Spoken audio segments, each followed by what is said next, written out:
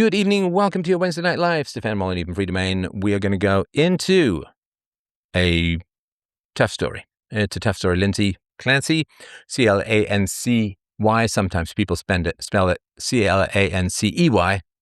That's not correct. So this is a murder.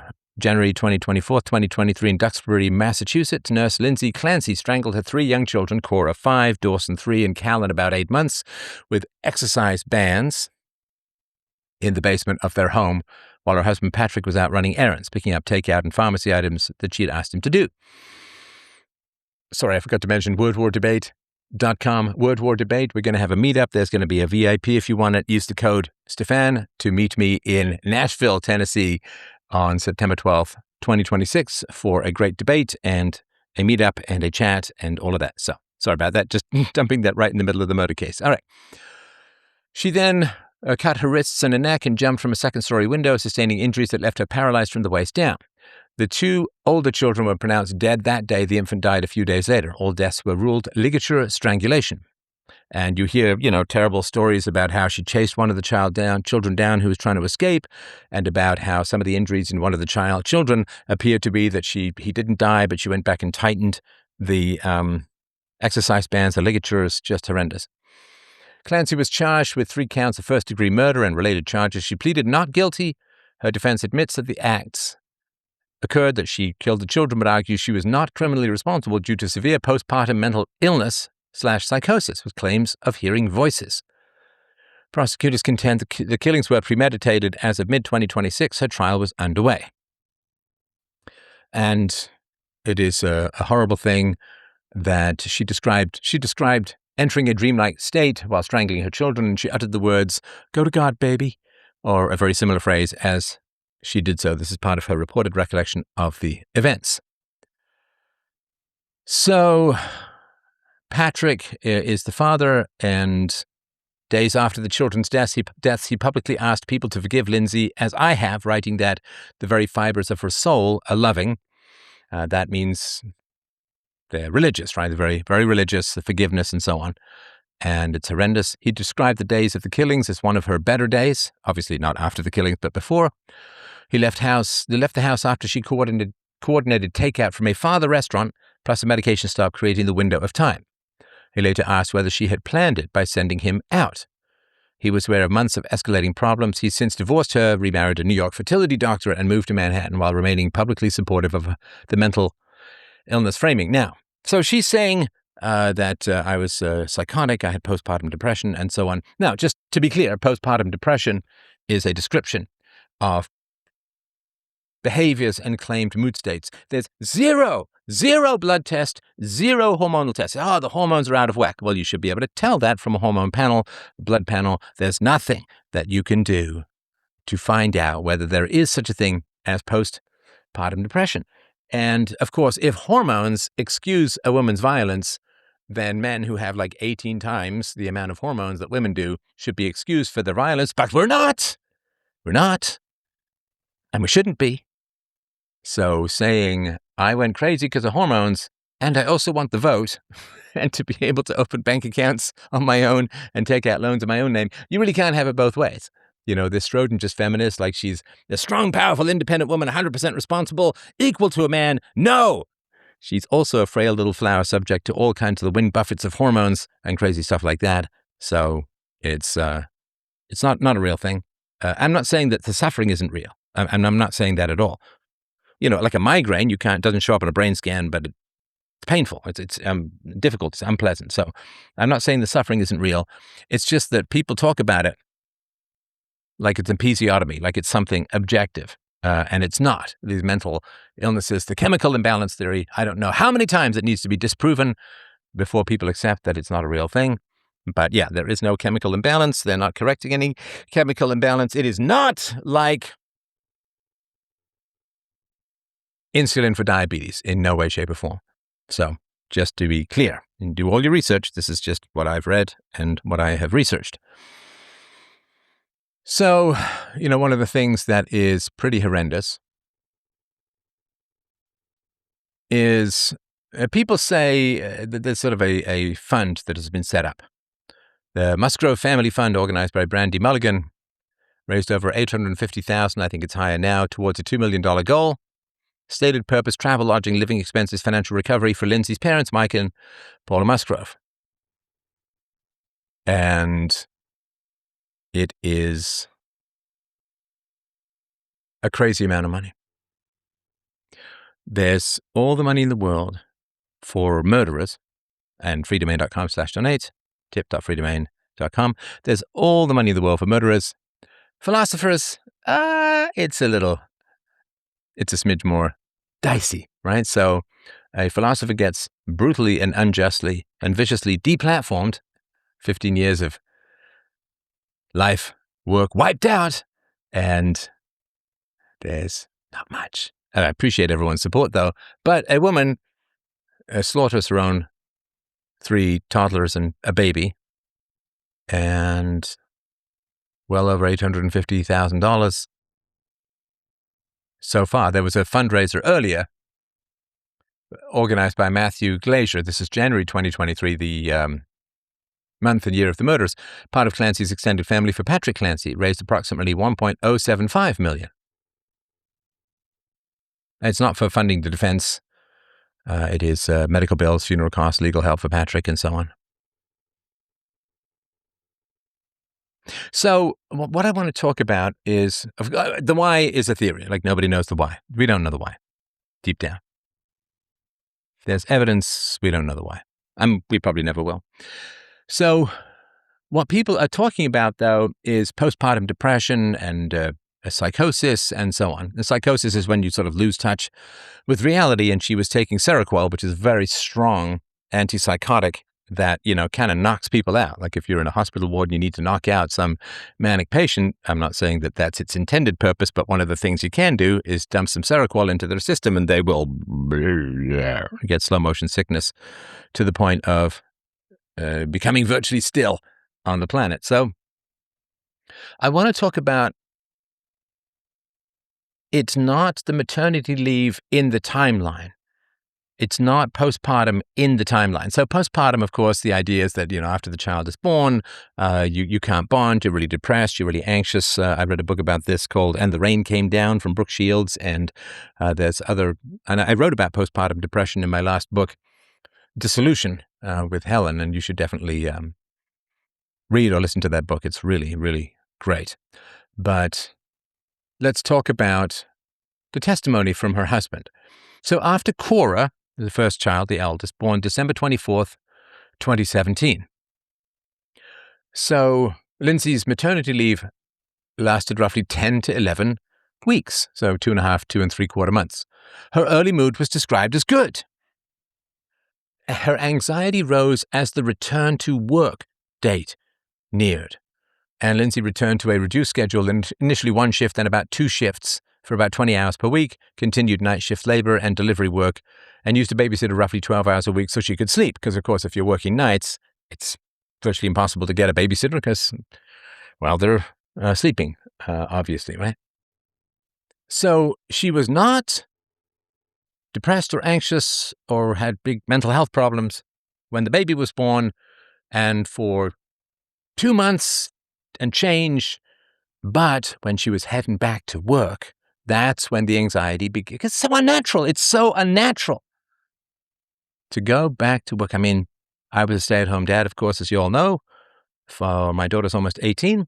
And the idea of leaving her, and again, 20 hours a week plus a babysitter, 12 hours a week sleeping, which, I understand. But the idea that I would leave my daughter, and even more so, that my wife would leave our daughter, because my wife, of course, was breastfeeding and did so for quite some time.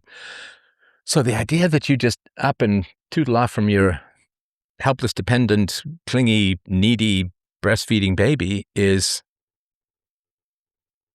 profoundly anti-natural. It's profoundly anti-biological. It's profoundly anti-bonded. After Dawson, second child born September 30th, 2019, maternity leave was 18 weeks. So that's a lot. What's that, 4.5 months?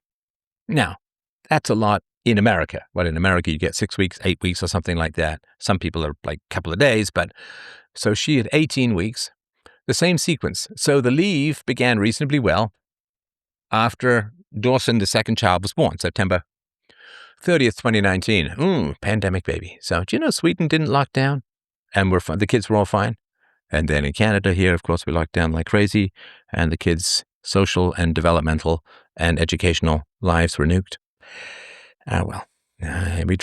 We tried. So she got 18 weeks maternity leave and the same sequence. So it began reasonably well. Anxiety intensified as she approached the return to work date. She was offered Zoloft. Her husband states she didn't take it. Dr. Jennifer Tufts, I guess a doctor of hers, testified that Lindsay tried it for a week before stopping due to the initial side effects.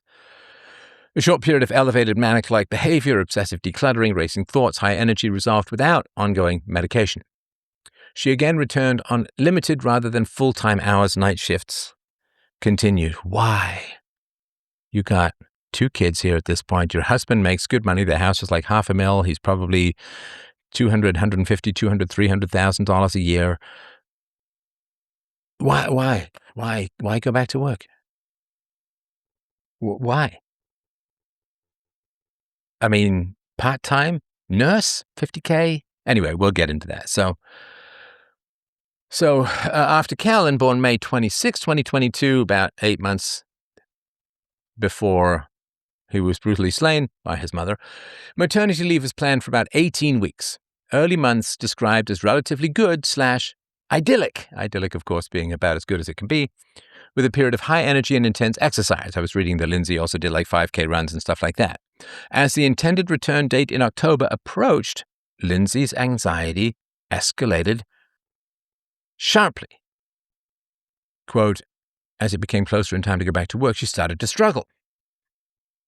In September, she began Zoloft, telling her husband she thought it would, quote, help with my anxiety and with going back to work. Oh, God, it carves the soul with a steak knife. It really does. Why? You got 3 babies and toddlers. Why are you going back to work?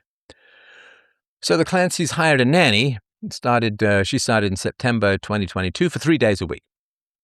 Clancy's let her go in early December after Lindsay decided not to return to work. Now, I think she decided not to return to work because of mental health issues rather than she just decided to stay home with the kids, whatever, right?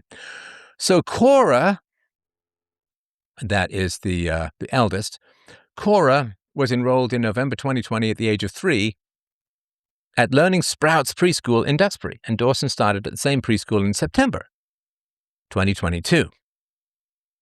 So you've got a nanny, you've got a husband who's working from home and helps out with the childcare. You have someone else earlier so you can sleep, a babysitter. You have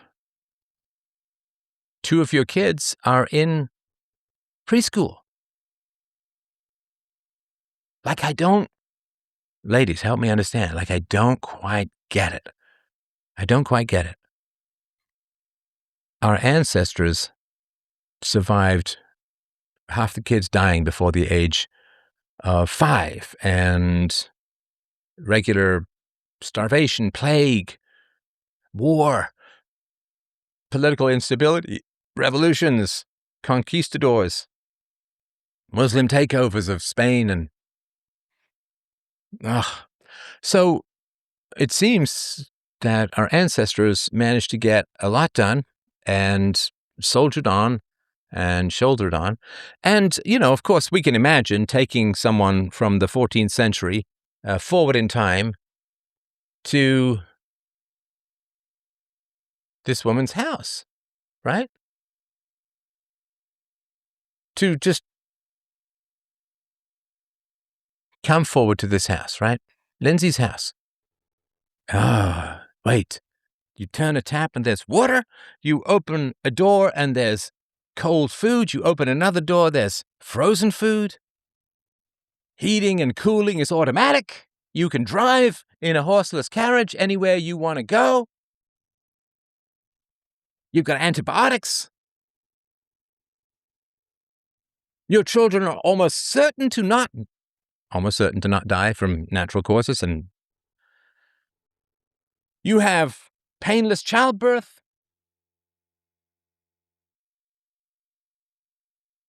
You have a husband who stays in the house and helps.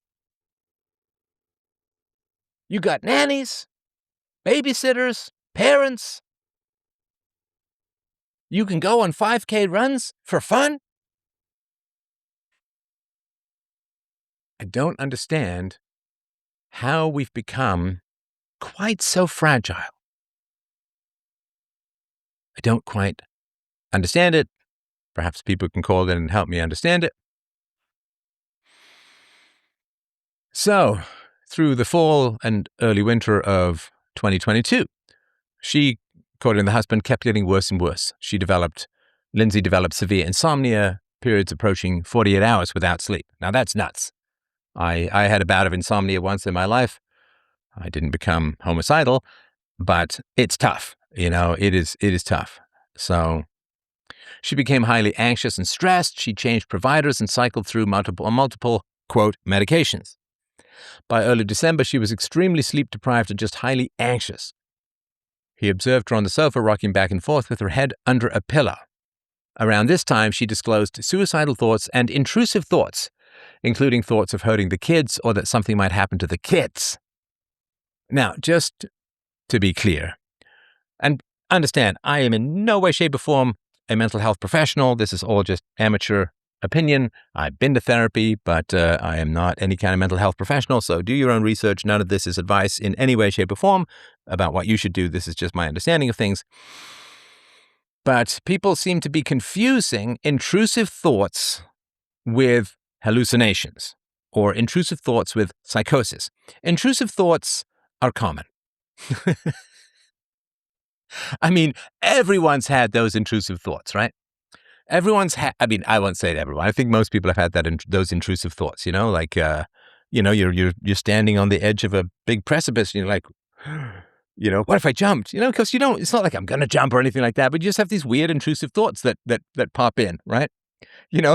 What if I would have just, I don't know, slapped this person next to me for no particular reason? Again, it's not, maybe it's just me. I don't think it's just me, but we have these intrusive thoughts, and sometimes they could be helpful, right?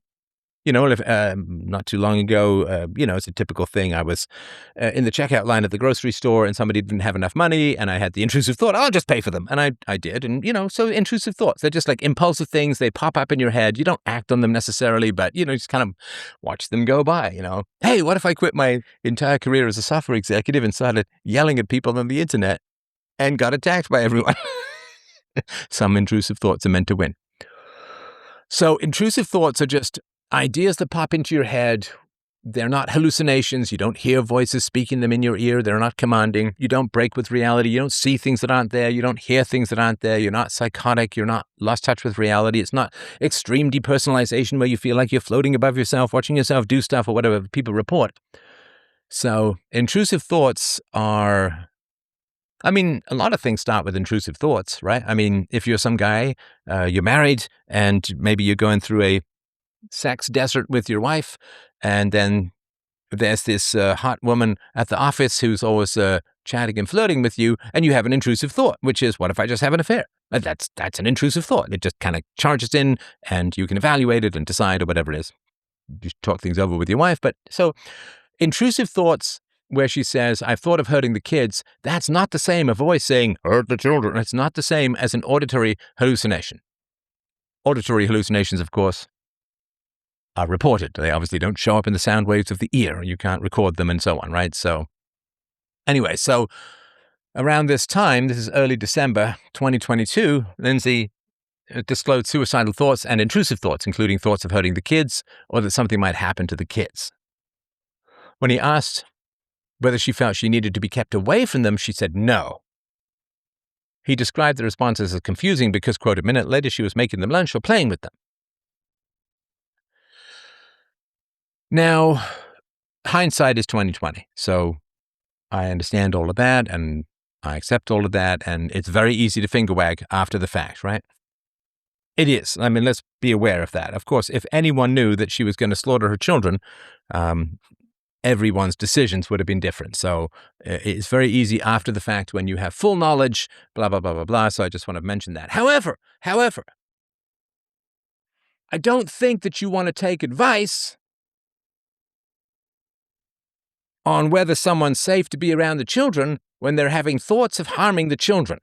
Because, and she hasn't slept, and she's incredibly stressed, and she's on a wide variety of facefuls of demonic half meds. I mean, I don't think that you want to, if she says, I'm really thinking of hurting the kids. What's your advice about how to deal with that? Should you be kept away from them? I think you kind of have to be. I mean, if they're Christians, I think they're Christians. This is a leadership thing. The big spiral intensified after she began Seroquel, which is, again, this heavy antipsychotic. She lost significant weight and became deeply depressed. I mean, I don't know the details of her medication. I'm sure it's out there, but it sounds kind of like, I'm anxious. Okay, here's this medication. Oh my God, I can't sleep. Okay, well, here's something to make you sleep. Oh my God, I can't wake up.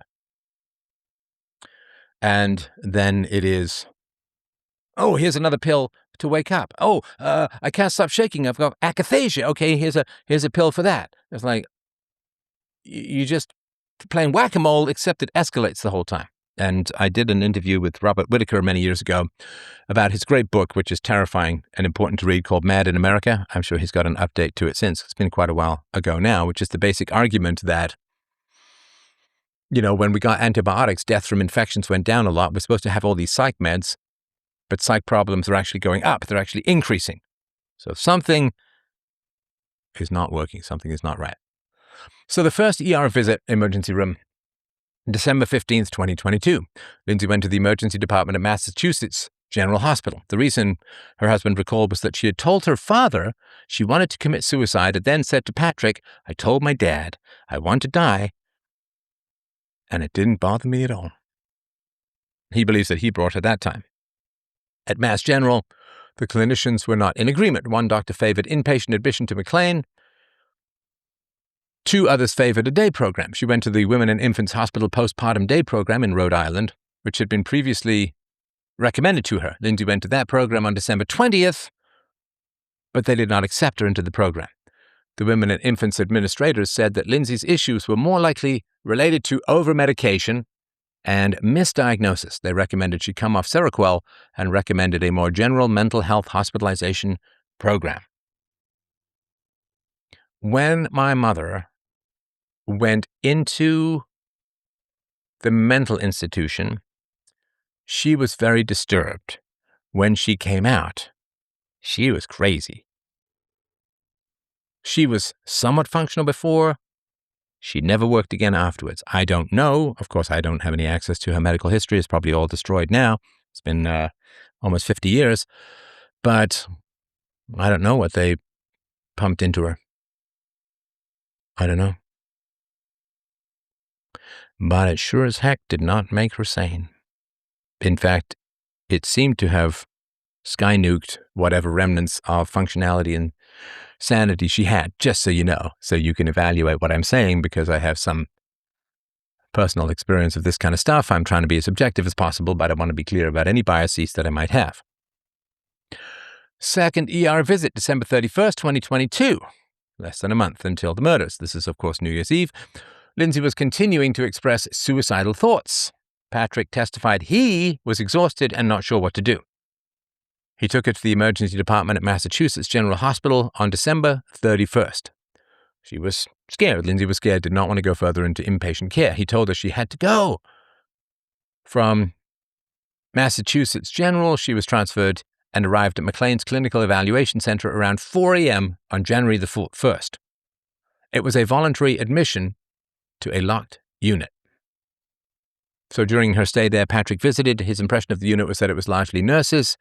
Patients were hanging around watching TV, playing with clay, coloring. She texted him at one point, Lindsay, that she did not belong there. He was not fully aware of the full range of groups individual therapy offers or her requests around discharge timing. She was discharged January the 5th in the afternoon. Her husband picked her up. The discharge was not against medical advice. She had a follow-up with Dr. Tufts the next day. Patrick testified that Lindsay seemed to improve. He was hopeful. She seemed much better. Family outings resumed, Science Museum, Charlie Horse Restaurant, indoor water park in Hyannis. At the museum, she interacted with the children, showed them exhibits. At the restaurant, her demeanor was, quote, good. At the water park, her husband felt comfortable enough to leave her with the baby while he took the older children into the pool area. She was more active and able to partake in more things. Now, again, easy in hindsight. If a woman has gone through months of mental health crises, I'm not sure that a packed set of high-stimulus outings is quite the way to go. Again, easy to say in hindsight. Just my question. Her parents visited. She asked her mum to come. He checked on her every day. By mid to late January, her husband described progressive improvement in mood, activity level, and participation. January 24th. Patrick described it as, quote, one of her best days and one of her better days on the stand. Well, I mean, I'm not disagreeing with him, obviously. What do I know? But, I mean, what's he going to say, right? What's he going to say? Is he going to say, oh, no, she was off her rocker, so I thought I'd leave her alone with the kids? Like, what's she going to say, right? In the morning, Lindsay took Cora to the pediatrician. They exchanged normal texts and photos. Dawson had dressed himself for the first time. Oh, God, that's heartbreaking. That's horrible. Look, Mommy, I did it for the first time. Yeah. She played with the children in the snow, built a snowman, sent photos. She did not mention suicidal thoughts or thoughts of harming the children that day. In the afternoon, Lindsay coordinated the takeout order from 3V, and the Pedialax stop. He left telling them he would be right back. And then when he came back, there's a 911 call apparently that is so horrendous that they haven't even released it to the public, of him like screaming and his children and his wife and his late children. So is this psychosis? Again, I'm no way, shape, or form any kind of mental health professional. However, it seems to me that you can't, if you're going through some sort of psychotic episode or some sort of psychotic break, I don't know if you've ever been around people who've gone through psychotic episodes or are having a psychotic break. They're not building snowmen. They're not texting. They're not reasoning. They're not saying, oh, pick this up, then make sure you get this, and then come back and this and that and the other. That is not psychosis. Psychosis is running naked through the snow, demanding that you be saved from rapey Zeus. For example, I'm not quoting from personal experience. I never did get saved. So that is not, she's texting with him, hey, I'm fine, right? So if it's insanity, I don't know. Again, I'm no lawyer, but if it's insanity, shouldn't she be, I don't know, insane? And I posted this on X today that, as far as can be ascertained, after she murdered her children, Lindsay Clancy has not had a psychotic episode, has not heard voices, and has not reported these kinds of dangerous, intrusive thoughts, auditory or visual hallucinations, so it just seems a bit strange to me. If she's acting normal, I can tell you this, man. If you've been around crazy people, they can't really act normal. They can't. They can't. The guy twitching and having fierce arguments with a snowbank, you can't just dress him up and take him to a company dinner and have him be fine.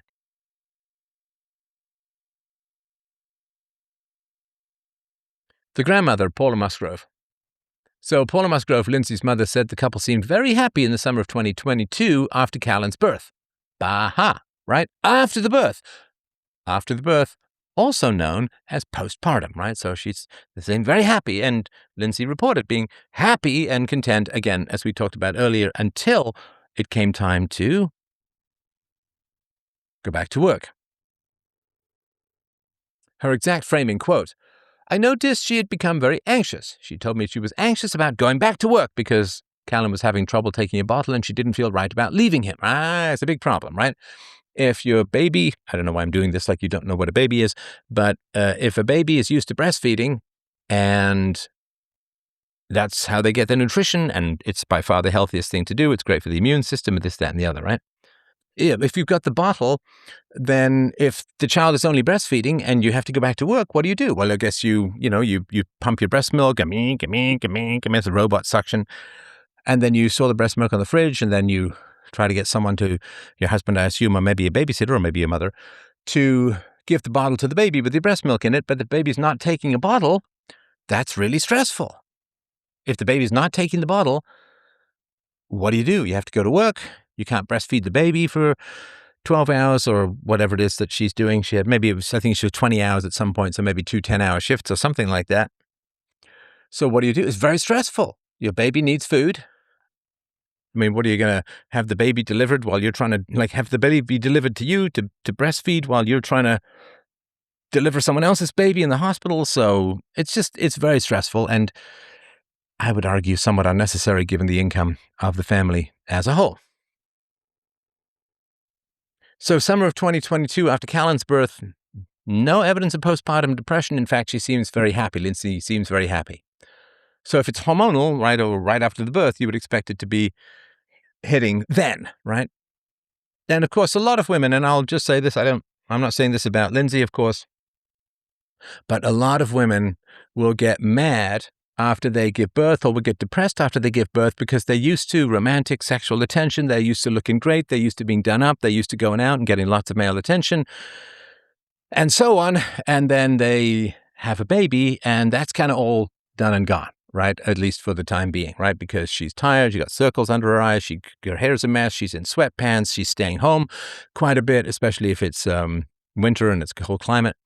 So she goes from, being out in the world, and if she's been working, she's got all of this frisson and all of this, and not flirty, sexy stuff, but, I've been through this process myself, over the last couple of years, women out in public just don't look at or interact with me in the same way, which, it's not like I'm out there flirting or anything like that, but, I can tell. And so you pass over a certain horizon, right? And now I'm because I'll be 60 next month. So, I'm getting old.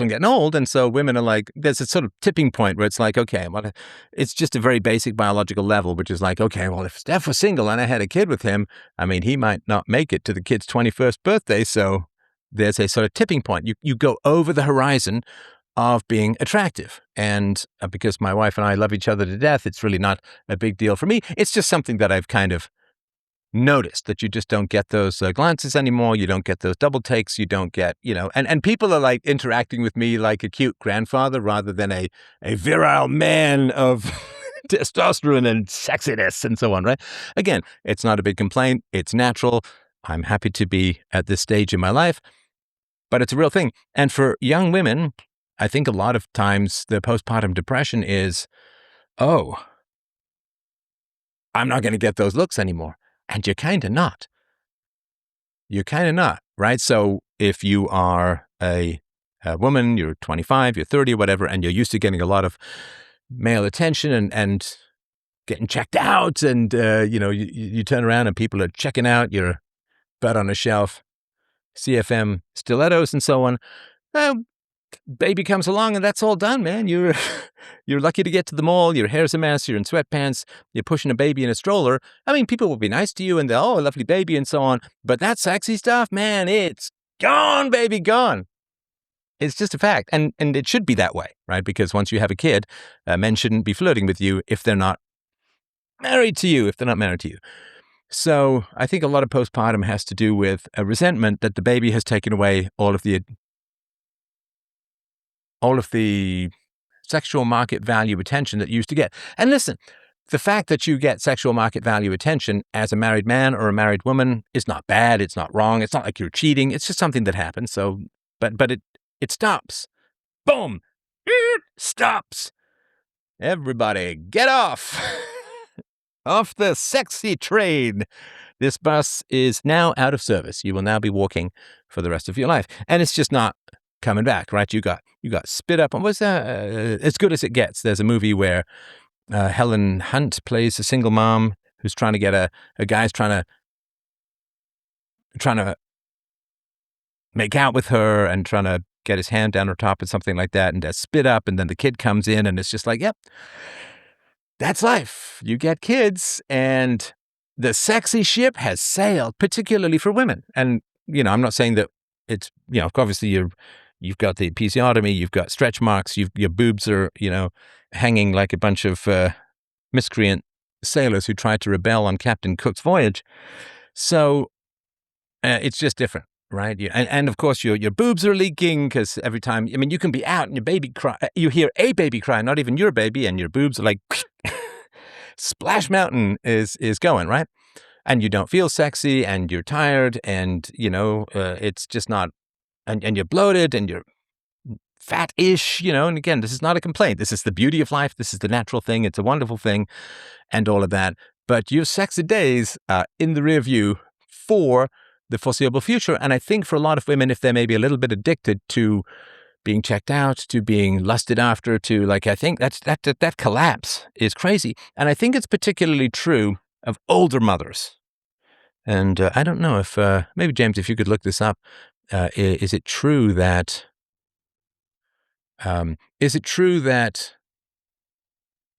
older mothers are more susceptible to postpartum depression if this is a factor? Because if you're a young mother, let's say you become a mom at 19 or 18 or 20, you really haven't had a whole bunch of men lusting after you for a long, long, long time, right?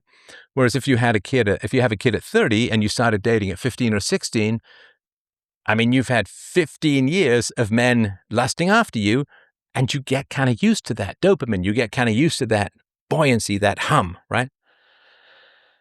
And then that goes away. And I think there's a crash. Again, I'm not saying this is true for everyone. I'm not even saying it's true at all. But I do think that it's a factor and sort of needs to be looked into. And it's just the price you pay. Everything in life comes at a cost. Everything in life comes at a cost. And if you get used to the buoyancy of being lusted after, being sexy and being checked out and men flirting with you and so on, right?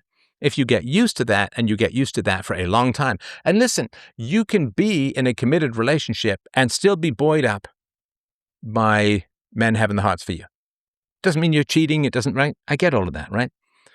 But there's a price to be paid for having that buoyancy to your happiness, because babies take that away. And they don't just take it away, they produce the opposite, right? It's not just well, I'm just not being flirted with anymore. It's no, it's totally different. You've gone from hot chick to lactation mom with your belly hanging over your belt and a crying baby and stretch marks and bad hair and, right? It doesn't just take it away. It's the opposite, right? It's the opposite. So, all right. So Lindsay told her own mother she planned to request an extension of her maternity leave. The next day, October the 19th,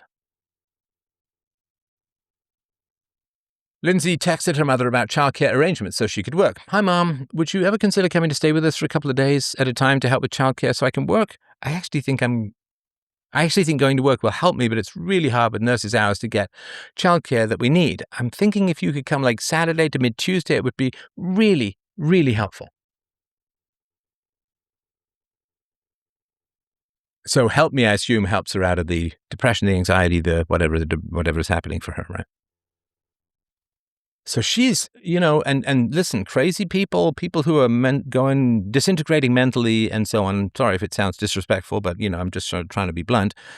People who are falling apart grab at resources like a drowning man at unstable pieces of wood, right? Just anything. They just grab at anything. I don't know if you've been around people who are kind of losing their minds, but they will grab at anything. And she's got a lot of resources. She's got a doctor. She's got specialists. She's got psychiatrists. She's got inpatient. She's got a husband. She's got a babysitter. She's got a nanny. She's got parents who help. She's got resources. The kind of resources and amenities that our ancestors would think they died and gone to heaven if they got to spend 5 minutes in the world that we live in.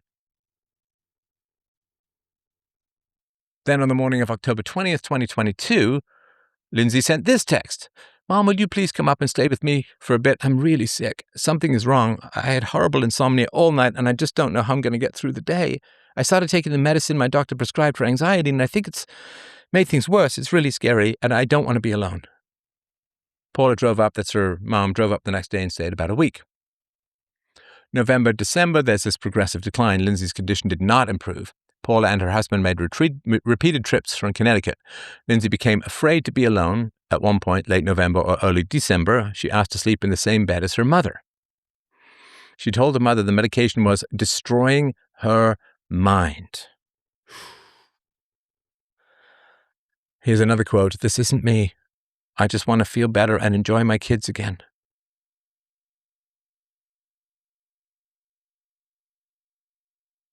And I, in my obviously idiot, amateur, non-specialist, untrained opinion, this shit is a flamethrower to the brain. These psychotropics are brutal on the brain and on identity.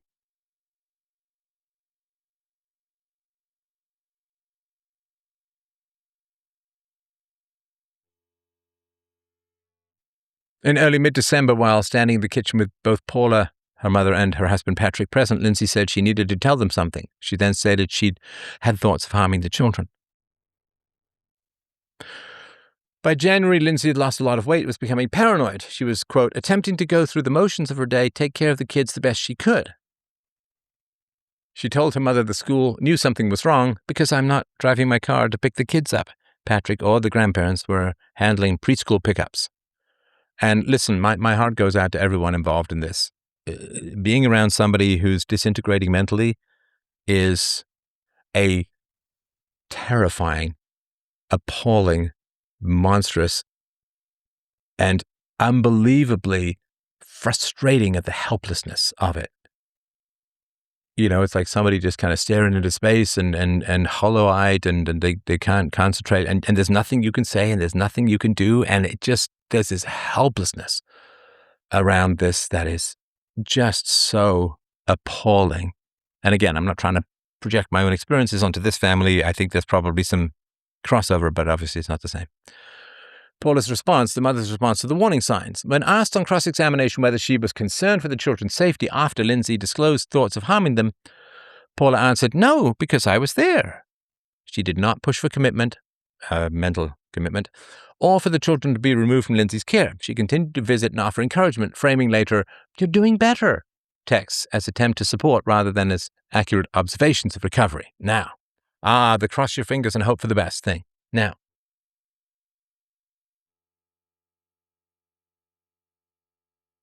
the coven of insane, true crime nut jobs out there, almost all women, who are tearing into Patrick like the great white into Robert Shaw is crazy.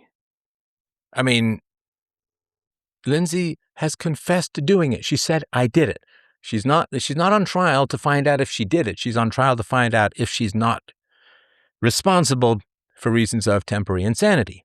It's not permanent insanity because she was perfectly lucid. I should say perfectly lucid. She was reasonably lucid 2 days after the murders.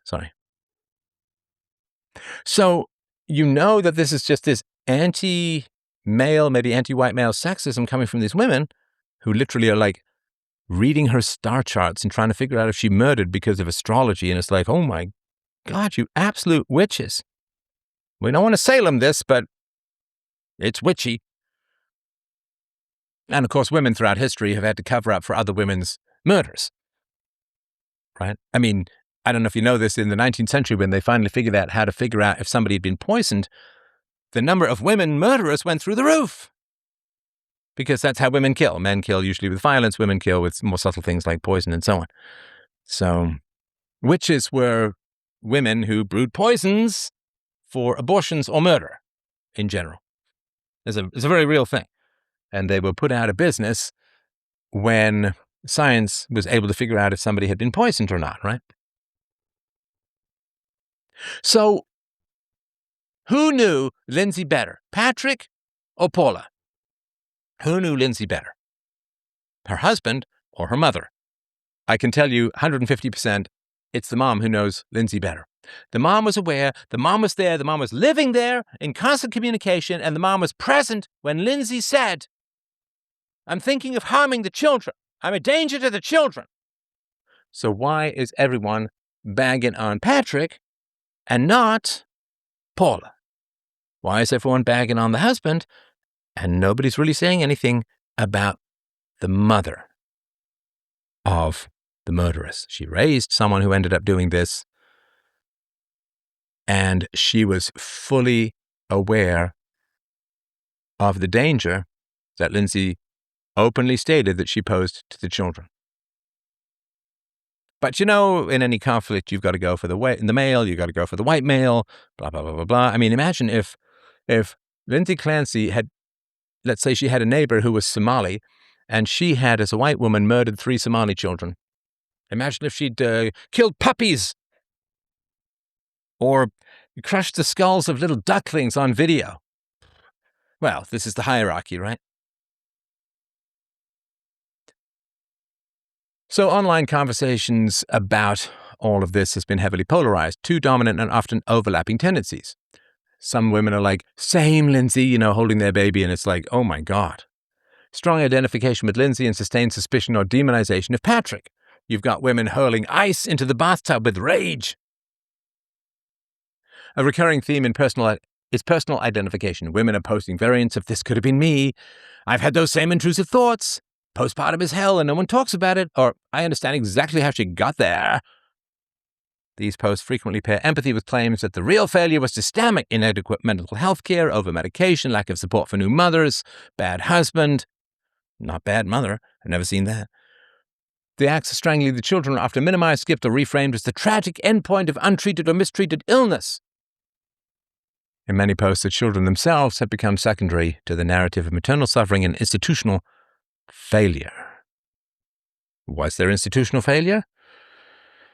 I think so, but at this point, suspicion about SSRIs and antipsychotics is not even far from the mainstream.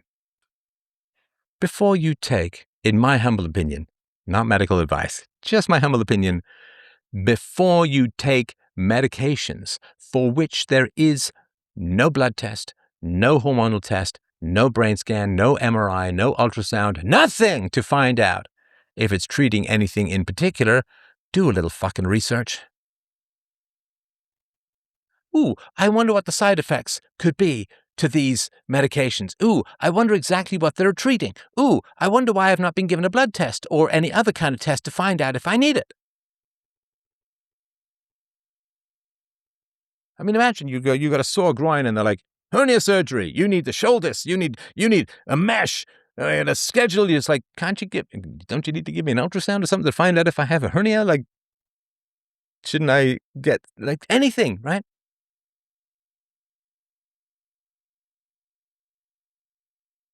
You do research, very educated, intelligent people. Patrick, the husband, has absorbed a large share of online hostility. Common frames include, he left her alone with the children when he should have known better.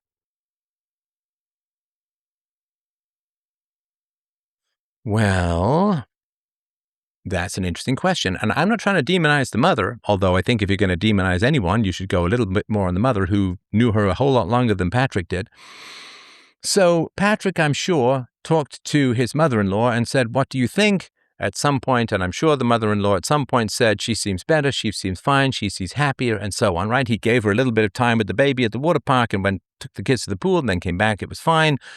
And he's looking at she says she's fine, she's happy, and she's playing with the kids, she's building snowmen. So, and her own mother said she was fine. And the doctor said, well, she's just been misdiagnosed, or some of the doctors said, well, she's just been misdiagnosed and over-medicated. So just, wean her off, whatever it is, right? And here's the thing, too. If you've ever been around neurotic people, I'm occasionally around neurotic people just by shaving, but if you're ever around neurotic people or people who are really struggling, when they seem to be better, what you don't want to say is, "Are you sure, honey? Are you sure you're okay? Are you sure? I'm worried," because they'll be like, "I'm fine. Stop asking," right?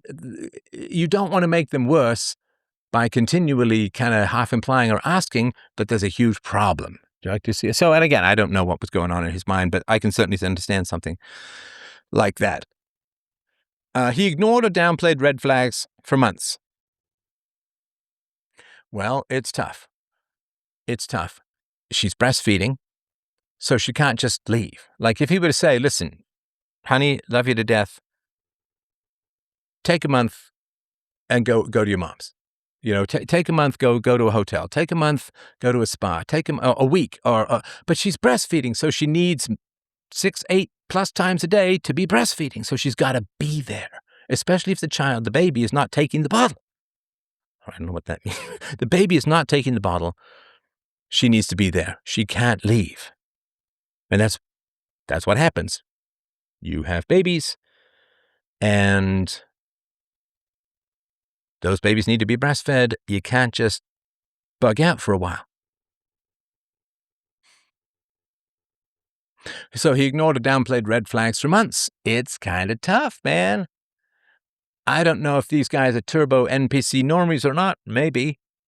But if you go to the doctor and the doctor says you got to do this, that, and the other, and the doctor say she doesn't need to be here, she doesn't need to be an inpatient, she can be released, she's safe to go, she's good to go, whatever they said. She also, I don't think we know, maybe we'll find out at one point or another, she also may have said, "Can you just you're always hovering around. I'm not crazy." She always just give me some space, please. Just go pick up some food. Give me some space. You're just hovering around being anxious and frightened, and it's making me crazy again. I don't know. Could happen. Could happen. His early public statement asking people to forgive Lindsay is treated as suspicious or self-serving. His relatively rapid remarriage is cited as evidence of callousness or worse. Yeah, I don't know, man. That's a big question, right? You got the guys who are serial killers getting endless vajayjay shots from hybristophilia-addicted women who can only flick the bean when thinking about crimes.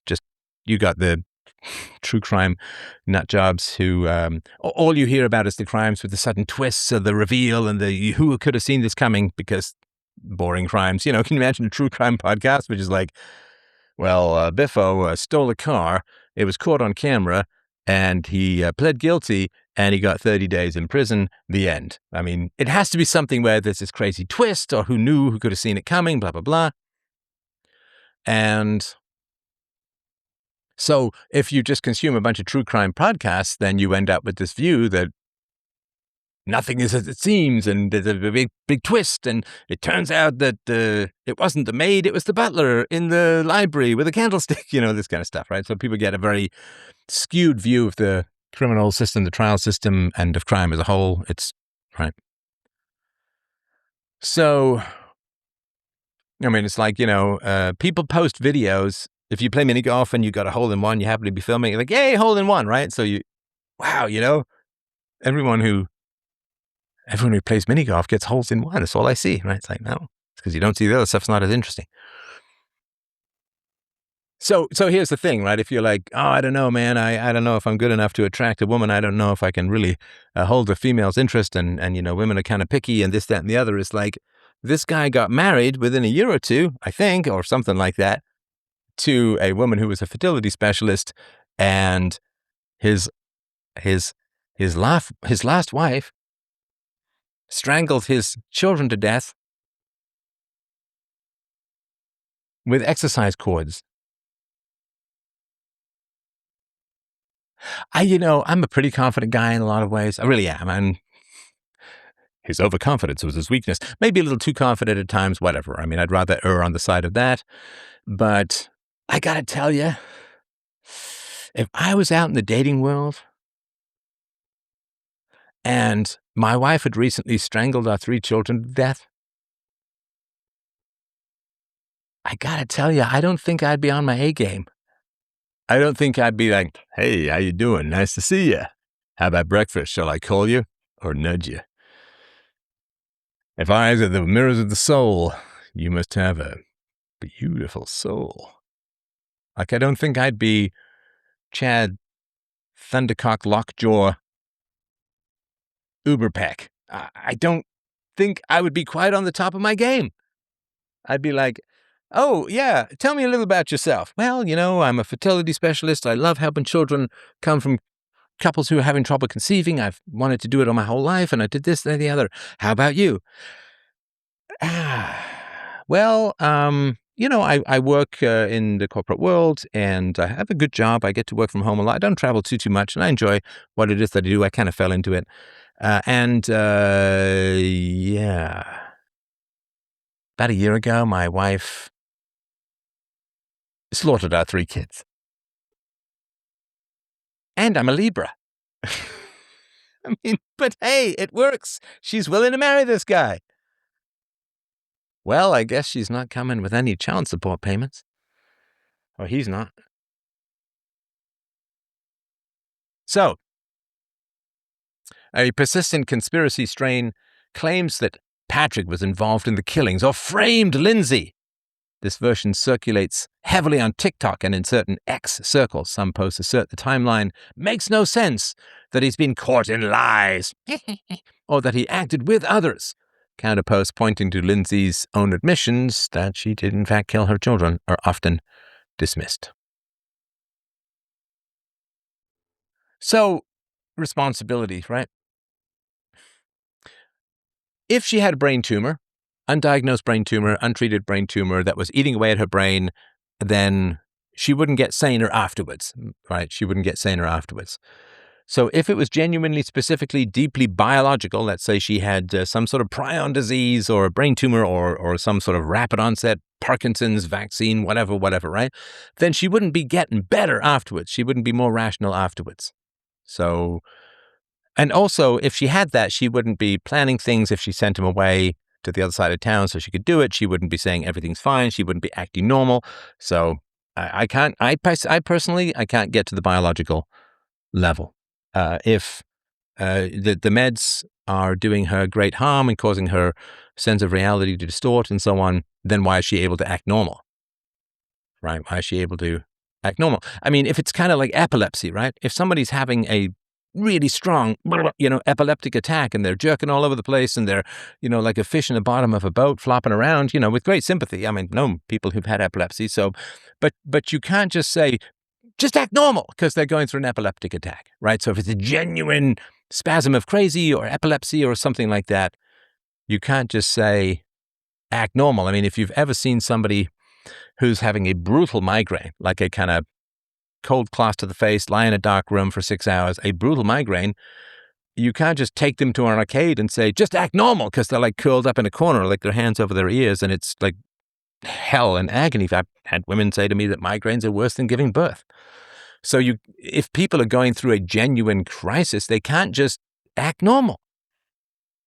But she did, at least enough to fool her mother and her husband, 2 people who know her extraordinarily well. If you've ever had, if you have kids, right?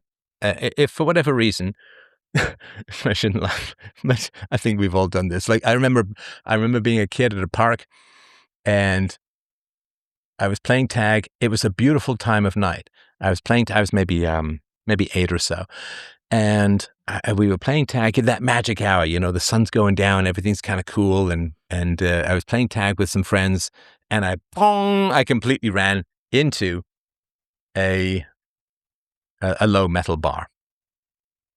Because you check behind to see if the guy's catching up on you, and then you go full Wile E. Coyote into something, right?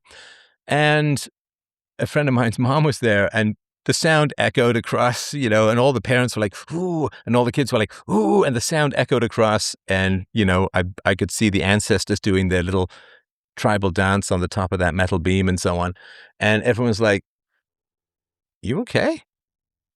And I was like, yep, good. Because I wanted to just, forget the stars in my vision, forget the ancestors beckoning me to a higher plane. I just want to keep playing tag because it was great fun. And I just kind of shook it off. And of course, I ended up with a giant goose egg later on that night. And my mom was like, well, why didn't you come home? And it's like, well, because you would because you'd say, "Why did you come home?" rather than, "Are you okay?" But also, I just wanted to keep playing, and it was great nights. I loved those nights as a kid, and I grew up, of course, at the tail end of the baby boom. I could just step out of my apartment building, and there would be like 20 or 30 kids to play with, and we had no money, and we just had a lot of fun. The glorious anarchy of making up your own games and your own rules and your own enforcement and so on. It's one of the reasons I became an anarchist, is that I know even 8-year-olds can organize their own games voluntarily without a centralized authority. So anyway. So I could fool the moms at the playground when I donged into the metal bar because they didn't know me that well. I guarantee you, if my mom had been there, she probably would have noticed. Like, no, you're not okay. No, I'm good. Right? So, and if you have a kid and, they run into the wall, right? Or whatever they do, it's like a little face print of a little nose in the wall. And you're like, "Ooh, are you okay?" And they're like, "I'm fine." It's like, you're not fine. And then they burst into tears. You give them a big hug and whatever it is, right? A popsicle or something.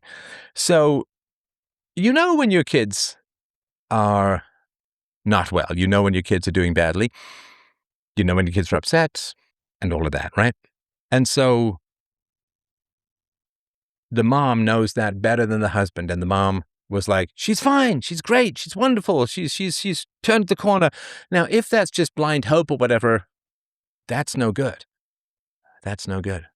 Like, if you're a doctor and somebody's, I don't know, got, what do they need? Crazy antibiotics for, like, anthrax or something crazy like that, right? And if the doctor's like, "No, I don't think they need any more," they're still like in near death's door, and the doctor's like, no, they've turned the corner. We don't need any more antibiotics. And then they die. It's like, well, that optimism was deadly, right? You want to be realistic, not optimistic, not starry-eyed, right? So if the mom is saying about her own daughter that she's known for well over 3 decades and has grew her, birthed her, raised her, and your kids crazy well as a parent, crazy well. Like, you'll never know anyone else, except maybe siblings, but you'll never know anyone else as well as you know your own children. And the mom was like, "She's good, she's fine, she's turned the corner, she's better, she's happy, she's all right." And if it was just wishful thinking, well, that's not good. That's irresponsible. That's dangerous. To say, what I want to happen, oh, that's what is happening. That's a bad idea, man. That wishful thinking is really, really bad, right? It's like if you're driving and you think that there's a patch of black ice, which is crazy dangerous, and you're like, "No, I'm sure it's just tarmac. I want it to be tarmac," and you just go into it and, don't be optimistic, be realistic, right? So if Lindsay was severely ill, then Patrick must be the real villain for failing to stop it. If Patrick is not the villain, then Lindsay must be purely monstrous, right? So the position that I have, which is not to say it's correct or anything like that, just in case you're interested, is that mental health deteriorations, SSRIs, perhaps parental blindness, perhaps husband blindness, perhaps a vanity or ego collapse, perhaps fear about going back to work, and all of that. All of these things can be true. The system could have failed her. She obviously failed her children. Her mother might have failed her. Her husband might have failed her. Her doctors might have failed her. She may have failed herself. The fact that she wanted to go back to work and then didn't, so she was capable of not going back to work because with the last child, when she was really deteriorating, she decided not to go back to work so they could clearly survive it, right? Her not going back to work. So, and the other thing, which, I'm sorry to annoy or even anger, I suppose, any of my Christian friends over the course of this live stream, but it's a little tough for very religious people to have the same relationship with hallucinations as non-religious people. Now, I don't know that there's any particular evidence that religious people are more subject to hallucinations, but as an atheist, if I hear a voice in my ear, I'm absolutely sure it's a hallucination. It's not a voice from another realm. It's not a demon. It's not a devil. It's not an angel. It's not a cherub. It's not a god. It's not a ghost. It's nothing. I don't believe in any of that stuff because it's not real. And it is certainly the case that when people who are religious do have hallucinations, they do end up having religious hallucinations. People who are not religious don't have in particular religious hallucinations, but people who are religious do. So if you are religious, then you believe that immaterial beings are going to speak to you because that's all over the Bible. That's all over, people believe that kind of stuff and so on, right? Does that help or does that not help? Because I'm haunted, of course, like everyone is she's strangling her children. Like, go to God, baby, go to God. She's taking them to a better place. If you're an atheist, they're just dead, tiny bags of meat on the basement floor. But of course, if you're religious, they go into a better place. They're with God. They never get to sin. They go straight to heaven. Again, I'm not saying that's common, but it's certainly part of it, right? So what's not being talked about? Well, there's two dominant frames in the online conversation. One is like, well, it's a pure medical tragedy. Psychiatric mismanagement, a woman failed by her doctors, postpartum psychosis, blah, blah, blah. And that's on the one side. And the other extreme is like it's just a causelessly evil, monstrous mother, and also mad at the husband for not intervening more aggressively, for leaving the house that afternoon, enabling or ignoring the warning signs. Although, again, conveniently, the mom, right? It's always one person who gets away, and it's always a female. And so the mom is not brought into this, even though the mom was there and involved and being texted and heard the warnings and was living there at times.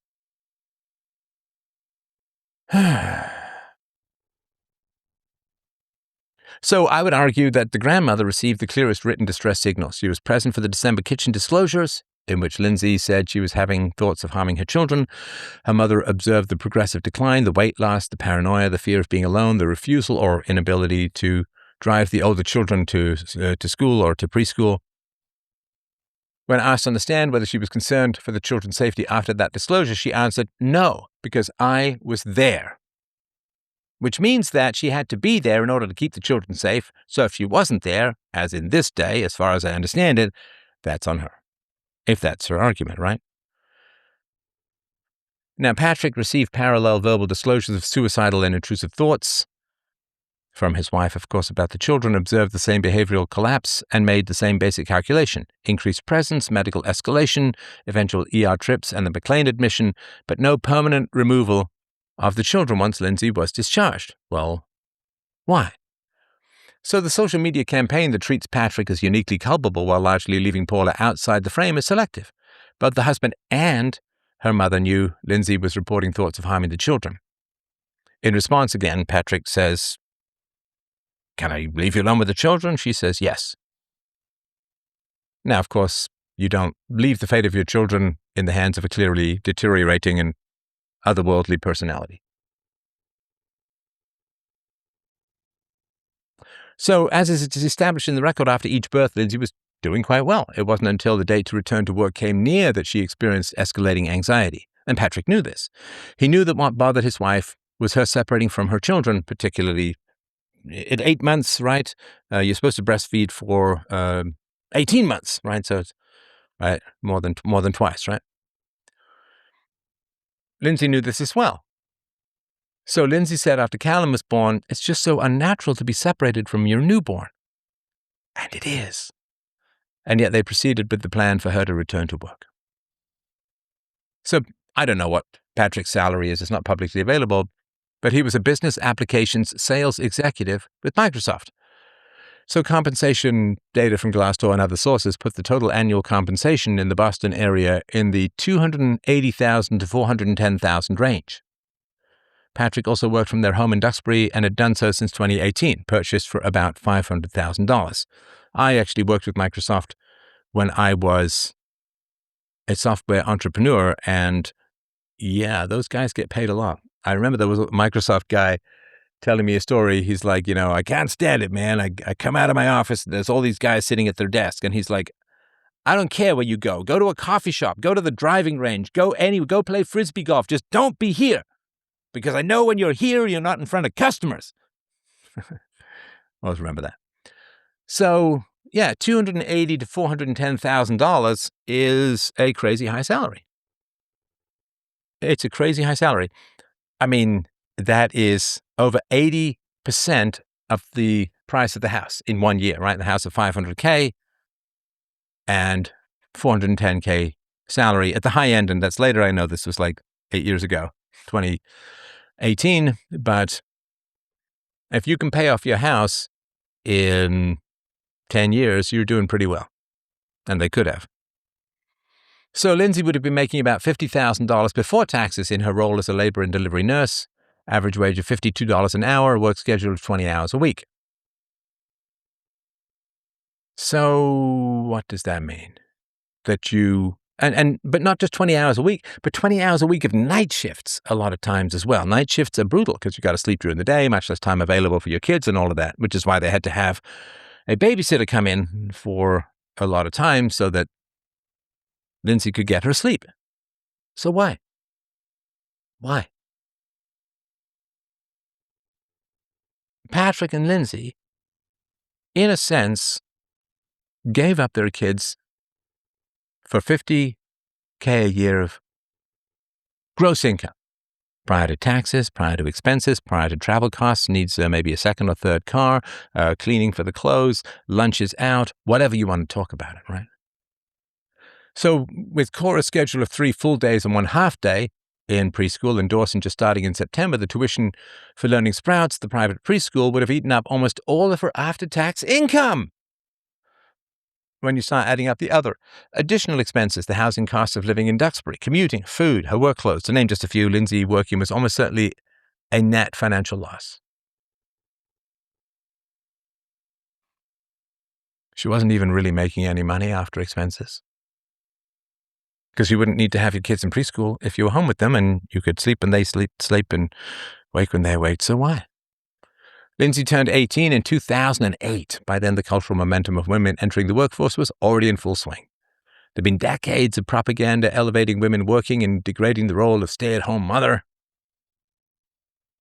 I mean, obviously I'm not read anything exhaustively, so forgive me if I'm astray on this, but I haven't read anything from anyone in Lindsay's environment that seriously advocated for or put forward the argument, just stay home with the kids. Just stay home with the kids. It's 8 years, right? If you want to take your kids to 5, right? It's 8 years, maybe 9 years.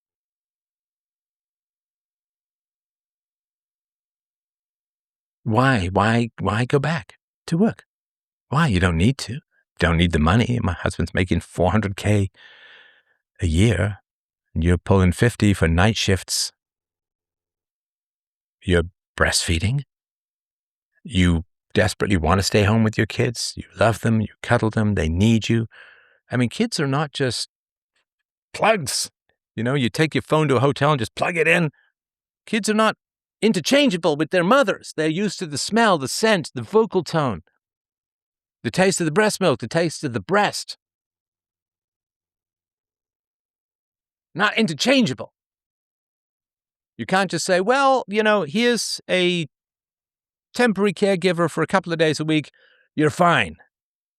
I mean, I've made this analogy before, so I'll keep it brief, but, imagine it's your 20th wedding anniversary, and you say to your wife, we're going to go out for a beautiful, beautiful dinner at the same restaurant that I proposed to you at, which in my case would be North 44. Anyway. And then she's all dolled up, the day of the anniversary's coming, and she's going to meet you at the restaurant, and some Spanish guy named Manuel shows up and says, oh, you are so-and-so, I've come to have dinner with you. And she calls you, says, what are you doing? Who's Manuel? Why is he here having dinner on our anniversary? And he's like, well, you say, well, I kind of got busy at work. I just hired someone. He doesn't speak English very well, but he'll be fine. I mean, you'll have someone sitting across the table from you, and, I gave him some money to pay for the bill. And she's like, that's not the point. I want to be with you. You're not interchangeable with Manuel. Well, that's the same thing with moms.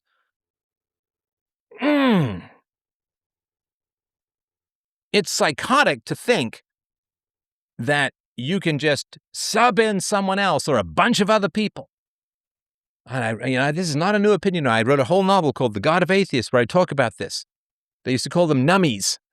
NUMMIES, for the nannies who pretended to be mommies, and that they basically they leave, they get fired, they quit, and it's a whole series of tiny graves before the eyes of the babies and the toddlers. It's sick to sub in other people unless absolutely necessary.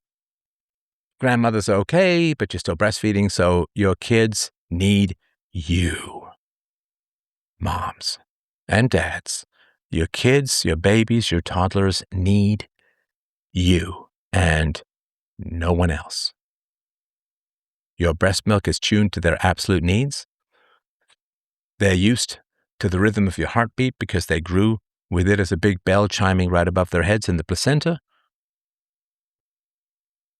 They knew the sound of your voice before they even had ears because of vibrations. I used to read to my daughter when she was still in my wife's belly because I wanted her to have a familiar voice when she emerged from the womb, and it was great.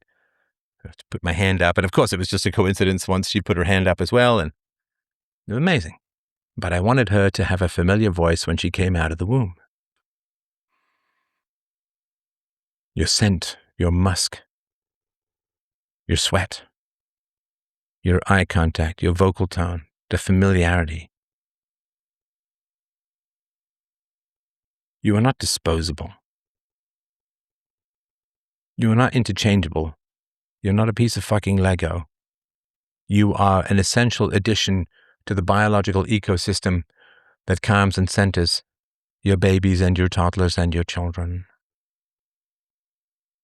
I don't know why people don't get that, see that, know that. I mean, I worked in a daycare for years as a teenager. I've seen things.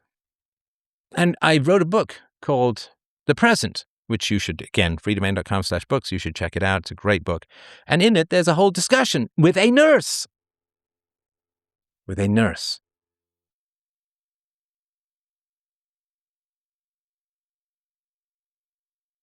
And the tech guy is saying, why do you need to go back to work? We have done the math. We've done the math.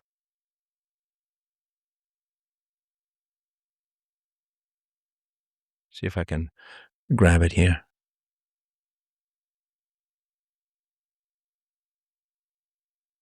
I may or may not be able to. Probably won't.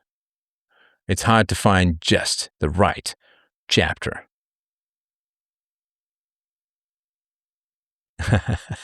Such a good book. I love this book.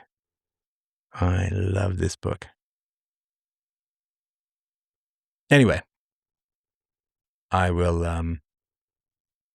but it's the husband saying to his wife, I've done the math. I've done the math. I've done the spreadsheets.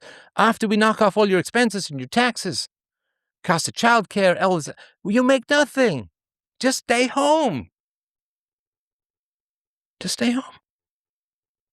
Not a crazy thing to do. It's crazy not to. I mean, you get a bit of work in now, but you just pay for it because if your kids don't stay bonded with you, they just bond with their peers. And then the craziest people will run your children off a cliff.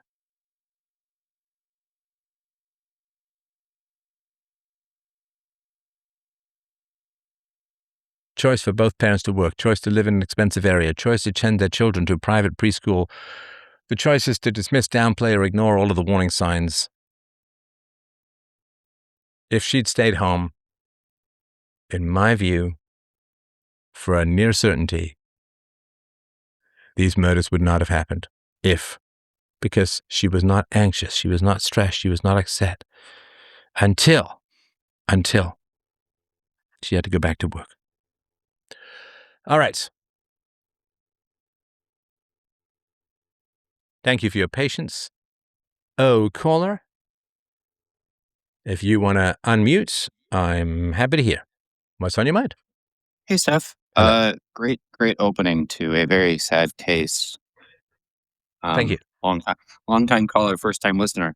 Hey, I have some I have some questions for you that have been in my head. listening to some of your previous episodes. I was curious, and they're more about you. So I was curious how you navigate disagreement with people that are close in your life. Um, if you disagree about significant things, how do you go about navigating that? Can you give me an example? I can maybe give you the context of why I thought of the question, and maybe you can give me an example. Um, y- on one of your episodes, you were saying that it's important that, provided with new evidence, your partner is willing to change their opinions, change their beliefs. And you had said something that you believe things that your wife and your daughter don't believe, and your wife and your daughter believe things that you don't believe. And I was curious maybe what one of those things were and how the conversation goes. And the only reason I ask is because you're an expert listener and you make extremely compelling arguments. And so I'm wondering why everybody that's close to you in your personal life doesn't just believe everything that you have to say. So I'm just kind of curious how you navigate that. Well, does it matter? That's the first question is, do the disagreements matter? And Um, if they don't matter, it's usually not worth really resolving it. So let's say there's a dad and his son is into, what is it, kind of grunge metal or so death metal or something. It seems kind of aggressive, seems kind of harsh. I mean, you can have a conversation about it. It could just be a phase. It could be something else, but it's not very important. It's not a moral issue what kind of music you're into, if that makes sense. yeah, yeah, and I think if you had a disagreement about something trivial like where to go to eat or what you were in the mood for, I think that's fine. But Yeah, because I don't care if you about. I did, mean, I genuinely don't yeah, care about that stuff. I'm constantly saying to people, I can eat anywhere. I don't particularly care. Women tend to care a little bit more, so I'm fine with that sort of stuff. yeah, So it doesn't matter to me. But sorry, go ahead. yeah. But if it was something maybe a little bit more serious, like, hey, I believe that our child should be put into elementary school, like a public school. Well, then that's a big disagreement, right? Because I know you're in favor of the homeschooling. So I'm just wondering, like, what are one of those things that people that are close in your life believe that you don't believe, and how you kind of confront that topic, if that gives any more context.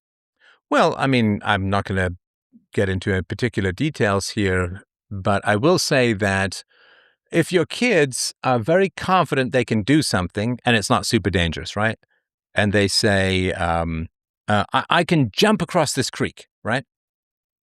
It's a Yeah. right, and you don't think they can. Then you'll sort of make the case and say, look at this length, and you'll say, look, it looks to be about this long. Let's put two rocks here, see if you can jump them, or whatever, right? And again, let's assume it's not particularly dangerous. It's not like some canyon or something like that. So it's not like if I disagree that my daughter can jump across something and she really wants to do it, she can do it. Again, within limits of danger and so on, right? And I do sort of Sure. point out, cost benefit, this and that and the other. If you twist your ankle, you'll be out of commission for like 2 weeks or whatever it is, right? It's very painful.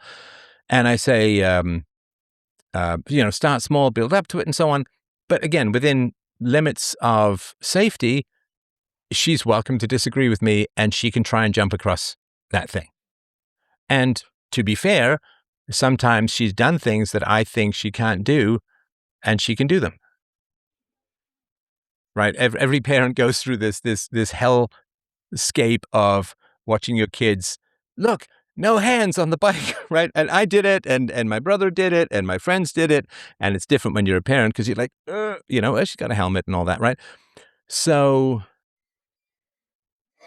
there are times when I can be wrong, and there are times when it doesn't matter, but the most important thing that you have to have in your relationships is not how to resolve particular disputes, but how do you resolve disputes as a whole. And it has to be reason and evidence. There's no other way to, the only other way to resolve disputes other than reason and evidence is dominance and submission, right? Is aggression and submission. It's like, pushing those two pieces of paper together, one buckles over the other, they can't merge. So the only way that you can productively resolve disputes is through reason and evidence. Now, if my daughter says she can do something she has a better knowledge of her capabilities than I do because she's inside her body. And of course, I'm just observing from the outside and so on. And a lot of times she's been right. A couple of times she's been wrong. But then you don't say, I told you, or anything like that, right? Because I could have been wrong, right? And sometimes it's just bad luck. She slips or something like that. So my daughter, of course, hey, look, no hands on my bike, right? And I was like, honey, look away, look away, to my wife. And she was right. She never fell. She never fell. And all of that. And so when it comes to like something like, should we put the kids in public school? That is not something that you should be deciding on the fly. Those are decisions you have to have Yeah. before you get married, right? Yeah. Okay. Now, if you didn't, and again, if you change your mind or whatever, let's say you were more of an NPC or I was more of an NPC, and then we find out that we don't want our children to become, communists of fluid identity or something like that. And then we say, well, maybe. So then you just have to do reason and evidence, right? The reason and evidence is what's best for the kids. You gather your facts together. You talk about the prevalence, especially if you have a boy. Man, if you've got a boy, you have a very high chance of that boy that they demand that he gets super vaccinated. True of boys and girls, but the boys, you get the ADHD stuff, you get the psychotropics, you get it's crazy stuff. To me, horrendous stuff, and there is a very strong and downright vicious anti-boy agenda for public schools, and this is not just a theory. Like they've actually taken. The teachers can usually tell, even if the name's off it, which one's a boy, which one's a girl, because of the handwriting is neater for the girls and stuff like that. But when they type it out and they take the names off, boys' marks go up considerably when the teachers don't know that they're boys. It's like everything that people think is happening to blacks is happening to boys for real. Everything that people think is happening to girls is happening to boys for real. And so, particularly if you're a boy, but whatever, you could make a bunch of different cases of stuff like that, And so you say, well, obviously we have to make our decisions based upon what's best for the children. And then you just have to show that the public school is not going to be best for the children. You look at the bullying rates, you look at the anxiety, depression rates, you look at the psychotropic drugging rates, you look at sexual inappropriate stuff, and so on. And, there can be racial tensions that are very hard for children to navigate because it's not exactly how we evolved. And so you just have to bring the case, bring the reason, and bring the evidence.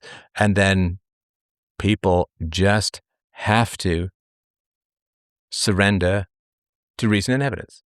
I mean, They just have to surrender to reason and evidence, and you need to establish that before you get married. How are we going to resolve disputes? Reason and evidence. Reason and evidence doesn't mean we're perfect. Nobody's perfectly rational or anything, but we'll do our best, right? And you have to have that ahead of time. You can't have a marriage without reason and evidence. You can only have mutual dominance combat. Okay. Yeah. No, I heard the answer. I appreciate that answer. I think that answers that question. Thank you so much for that. Wait, but it took me less than 3 days. I'm disoriented now. Sorry, go ahead. Okay. I just have two more for you, and I think we can be super quick with them. The other question that I wanted to ask is I wanted to ask if capitalism can flourish in an unhealthy society. And not trying to make that into a can of worms question, but I can give you an example if maybe that would help. Oh, yes. Sorry, go ahead. Oh, sure. So I guess the example would be, I guess low hanging fruit would be like the tobacco industry. But if we had to go with something a little bit more modern, I guess I would give an example of maybe like the tattoo industry. It's a billion-dollar industry. There's a lot of tools, method, ink, stuff to make it work. People, if we live in an unhealthy society, people might value the tattoos. They might go and get them. It's probably why it's become so popular and became more popular in the last 50 years. But my question is, even though that's capitalism, even though that's profit, even though that's business, I'm trying to figure out what the actual value is in that of actually getting a tattoo. And it goes back to your video where you had asked how much of the economy is actually real. And I'm wondering if that's even valuable, even though it is a multi-billion-dollar capitalistic, profitable industry, if that makes sense. Right. Well, let's just talk about tattoos. Smoking is ambivalent because smoking is really quite a brain stimulant, and smoking can enable people to do pretty prodigious feats of creativity, imagination, and concentration. So there are economic advantages to smoking. Obviously, it's bad for you, and half of smokers die from smoking, and it cuts your lifespan, and all. So I get all of that, but people have produced. I mean, you think of all those NASA engineers sending people to the moon, all smoking like chimneys and so on, right? So smoking is a little bit more ambivalent. Let's just talk about how would a free society handle something like tattoos, right? So why do you think people get tattoos? From what I've heard you say in the past, it's No, why do you mostly. think? Not me. Don't repeat Oh, my oh, thing oh. back. You, Why do I because I think? could be wrong, obviously, and maybe you agree with me completely. But what's your opinion? Sure. So when I grew up, um, it was mostly just like the bikers and like the hard people and the people that just wanted to Sailors and criminals endure and the yeah. pain. Yeah, yeah. But nowadays, as it's become more socially accepted, I think that people really like the novelty of having something permanent on them that means something to them. Um, I have some friends, and if you ask anybody about their tattoos, they'll try to give you a meaningful story about why they have it and what it means to them and why it's important. So I think they're able to find value in that, so that they're able to exchange the money that they have to have that, and they feel that that's something that adds to their personality and makes them unique, and kind of gives them a little bit more meaning. Okay. When you see, let's say you see a woman who's got tattoos all up her arms, what do you think? What's your initial instinct or thought? Well, if I my thought is that you're born naturally without tattoos, and I try to go to the extreme, and No, I your imagine it's. gut, not your not an analysis. Like, what is if a woman is at the Starbucks or wherever, or she's a waitress and she's got tattoos all up her arms? What does your gut tell you? Uh, Probably tells me that she's probably been through a lot to want to have that many tattoos. Yeah, she's damaged, right? Sure. Yeah, but very damaged, right? And so we would say that that's a lot of bad decisions, right? And it's a lot of impulsivity because everybody knows that tattoos age and they sag and they get blurry and you just look like you've got some weird stains eventually, right? So tattoos signal trauma and low IQ as a whole. And so when people are putting tattoos in, they want to show people, I consider it a strength to endure pain, which means they're kind of masochistic. And that means that they've had very bad childhoods. And they also want to say, I don't really think about the consequences of my actions in the long term, and I want to stay low down on the totem pole in Trash Planet. So they're signaling impulsivity, probably sexual access, trauma, immaturity. And so it's a mating signal for relatively low quality people as a whole, exceptions and so on. And maybe not like some little butterfly on your ankle or whatever it is, right? But I mean, like tattoos. And so it is a mating signal for people of relatively low IQ as a whole and relatively high trauma. It's a bad combination. High trauma and high IQ, you can become quite creative. You can learn a lot by overcoming that trauma and processing it and so on. Low trauma, low IQ, you can be very productive and solid, salt of the earth kind of people who run a lot of great things in society and so on. And a high IQ, low trauma, I think is the ideal in terms of life potential. But low IQ and high trauma is really, really bad for people as a whole because they don't usually have the social circle or necessarily like a third of people don't have any inner dialogue and just experience the world as a blur of sensations. And that I think tends to be along the lower IQ side. So the tattoos are a way for people who are going to hurt each other and have sex with each other to find each other, if that makes sense. So how would a free society deal with that? Well, of course, a free society is highly invested in children not being abused. So I went through all of this in my book, The Future, and also in my book, Practical Anarchy. So a free society is very invested in children being raised well. So their brain scans and you test the cortisol levels and so on. And so you're just not going to have as bad a childhood in a free society, because society is really going to work hard with the parents to make sure that they raise the children well, because the incentive for society as a whole is to have well-raised children. And so the odds of people becoming or doing tattoos in any significant way will go down enormously. If you still do want to get a tattoo, then what would your health insurance company say about your desire to get a bunch of tattoos? Well, I guess they wouldn't. I mean, they wouldn't pay for it, but it would almost be like a pre-existing condition at some point in the future where they see that you're tattooed from head to foot, and they say, "Yeah, no, we're not going to insure you because you're a danger and you're more prone to open liability for us to have to pay, and so we're not going to cover it. We're not going to insure you." Well, they might insure you, but if you said, I want to get a tattoo, then your insurance company will say your rates go up by whatever percent, right? Because Oh, tattoos sure. are dangerous, right? Tattoos can trigger lymphatic problems, lymphomas, and so on, because it's a toxic ink's kind of grounded your body. And it's actually, as far as I read, and it's been a while since I read this, so forgive me if I'm going astray. Please, everyone check yourself. But removing them releases even more toxins because, it dissolves it all and it spreads through the blood system and so on. So if you want to get a tattoo, of course, the insurance company wouldn't pay for it. And it would be like, I want to ride a motorcycle, right? And it's like, okay, hey, you can ride a motorcycle, but your insurance rates are going to go through the roof. And I don't know, of course, I have no idea what the financial risks would be. That would be a whole other thing, because it would be the number of tattoos, the color, the spread, the thickness, the depth, and so on. And so if you wanted to get a tattoo, then you'd have to pay for it yourself, and your insurance would go higher. And not just for the tattoos, because the kind of people who would get tattoos would also do other risky things, right? So somebody who wants a motorcycle, it doesn't, like, life insurance will go up, not just because they are likely, or they might die in a motorcycle accident, because it indicates a certain, you got serious thrill issues, dude, right? Like a serious thrill-seeking nature that can be dangerous in other ways. So it'd be like, hey, if you want to take up smoking, don't, but if you want to take up smoking, your insurance company will raise your rates, right? It's one of the few things they're allowed still to discriminate on. So you would get instant feedback about the actual cost of it. And I think you would get so there'd be a lot of prevention, and then there'd be a lot of, well, you have to pay for it yourself.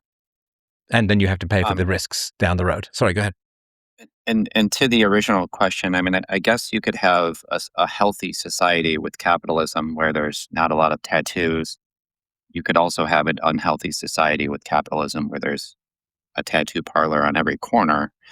I guess the heart of the question is they're both capitalism, they're Hang both on, sorry, profiting, but they're I don't both. know what you mean by capitalism. Do you mean, because I'm talking about a stateless society, not a society where more than half the costs or all the costs are borne by the government and in some sort of communist or socialist manner, right? So when you say capitalism, are you meaning a place with stores? Because that would include communist Russia. Or are you talking a truly stateless society? I was just talking about maybe present day. I'm not sure if our society is very healthy at the moment, and there's more tattoos than there ever was before. And tattoo industry being a billion-dollar industry, there's profit there. There's entrepreneurs that want to open their own shops. There's artists that are highly paid. It's all capitalism in that sense. I'm just wondering, I guess, what value that's actually creating despite it being profitable Oh, under a yeah, sorry. capitalist So system. the modern expansion of tattoos is largely driven by rap culture. It's largely driven by low rent culture, but it's also largely driven by the welfare state. Because women, if you get tattoos, you can't date a high earning man. Sure. Because, if you're some lawyer or, doctor or some senior accountant or something, you don't want to take some tatted up woman to some corporate event. People will look at you like you're insane. Like, what are you doing? Why would you have, like, what? Like, a man is judged. When I got into the entrepreneurial world, I had to do a bunch of health exams, right? Because I had to be insured. And also, everybody wanted to meet my girlfriend, my wife, or whatever, right? And my wife is fantastically presentable. She's very elegant. She's very poised. And so on. She's very well educated and a great conversationalist and so on. and I love her to death. But so if you were to go and get a tattoo without the welfare state, because the welfare state is your bottom, right? If you can make $80,000 a year just by having kids and not having a husband around, and that's Right. from way back in the day. But let's just say 80,000, probably close to well over $100,000 now. In other words, you get the kind of benefits from the government that you'd have to have an $80,000 to $100,000 job just to break even, right? And so, in other words, if you get a job when you could get welfare, you're taxed at 100% until you're 80 to 100K. And 80 to 100K is pretty decently high earning, and so you have to work pretty hard to get that. So women can get money from the government. And because they can get money from the government, it doesn't matter if they have tattoos or not, because they're not going to get a $250,000 guy anyway. So they might as well get tattoos because it doesn't interfere. Now, if a woman with tattoos caps out at 50K, like she just really can't get a guy who makes more than 50K, then she says, then that would just be common knowledge, right? And her mother will say, no, you can't get the tattoos because you're so pretty. And if you don't have tattoos, you can get a guy making $100,000 a year. But if you get tattoos, it's like what we used to say to overweight women, right? Like if you are overweight, you can't get a high earning guy. Like you can't, because high earning guys want slender women because whatever, right? Obvious visual reasons and health reasons and fertility reasons and status reasons and so on, right? And so the reason why tattoos have exploded is because of the welfare state and, pretty trashy culture that's pushed by the powers that be, USAID being, since USAID got cut quite a bit, there's not been one number one rap song, right? So a lot of this stuff was pushed by that. So people will then say, okay, well, you can get tattoos, but your health insurance is going to go up, your life insurance is going to go up, and you just won't be able to get a high earning guy, and you're going to live your life in a trailer park rather than a nice house. And then people make better decisions, right? Generally. Yeah. Yeah. And if that was to happen modern day where just the act of having a tattoo raised your premium, I think people would be outraged. So I think you're on the right track where the proper things aren't in place No, because if you to look at who had mitigate tattoos that. in the past, right? You'd say biker gangs, Yeah. felons, sailors. I mean, these are all guys who aren't going to get high quality women as a whole, right? So it Yeah. doesn't really matter. But if you've got a pretty daughter and she wants to get a tattoo, you're like, okay, like no man of quality, no man of income will ever take you seriously. He might date you, he might even sleep with you. You're never going to get wifed up if you have a tattoo by anyone other than the local biker guy or something, like somebody who pumps Sure. gas down at the five and dime. So, and then that changes like that, right? Because women are intelligent and know how to maximize resources. And right now, tattoos are fun, and tattoos are a way of signaling, I don't need a quality person because I got government money. Yeah. All right. So do you want to give me Okay. a last one? Yeah. Thanks for hanging on for it. The last one, I didn't know what you're going to be talking about tonight, so this might be in poor taste. The last question, I know that you're in favor of women family raising than uh, career, but I just Sorry, wanted to women. ask. I didn't quite get women family raising then career. Oh, Oh, have kids and raise them and then y- have a career. you would rather women prioritize family raising than career? I guess is the pretext I'm Well, trying to not say to the forever. question. I mean, not Well, forever. sure, I mean, sure, because, sure. it's nothing wrong with having, like, if you want to put your kids in a private school or it's a good school or something like that, then, you know, go for it. But yeah, certainly the first 5 to 7 years, it's definitely productive for Critical. women to stay home. But sorry, go ahead. Okay, yeah, final question. I was wondering, out of the female-dominated industries or jobs that are like paid salary, like W-2, um, out of the female-dominated industries, I was wondering which ones you respect the most, or if it's a pretty slim picking between what they're actually doing versus like family raising. But female dominated industries are fashion, pornography, sex, and beauty, right? Other than the Um, DEI, like you've got no, a there's like quota stuff. there's other jobs. There's like skincare specialists, like dental hygienists, like childcare workers, nurses, things like education, school, Mm. people who have desk jobs at a company or whatever. There's a lot of female dominated industries that aren't just sex or things like that. Okay. So, dental hygienist? I mean, what is your question like? So which of the female-dominated professions do I respect the most? Yeah, yeah. Like, if somebody goes to college for a liberal arts degree or a degree in history or some social work or something like that, I mean, I think me and you would probably agree that that's not a good use of education and spending money and things like that. And so, for the women that do want to pursue career and the women that do want to go to college and actually make money for a little while, I was just wondering which ones you find are the most highly respected. I guess would be the question.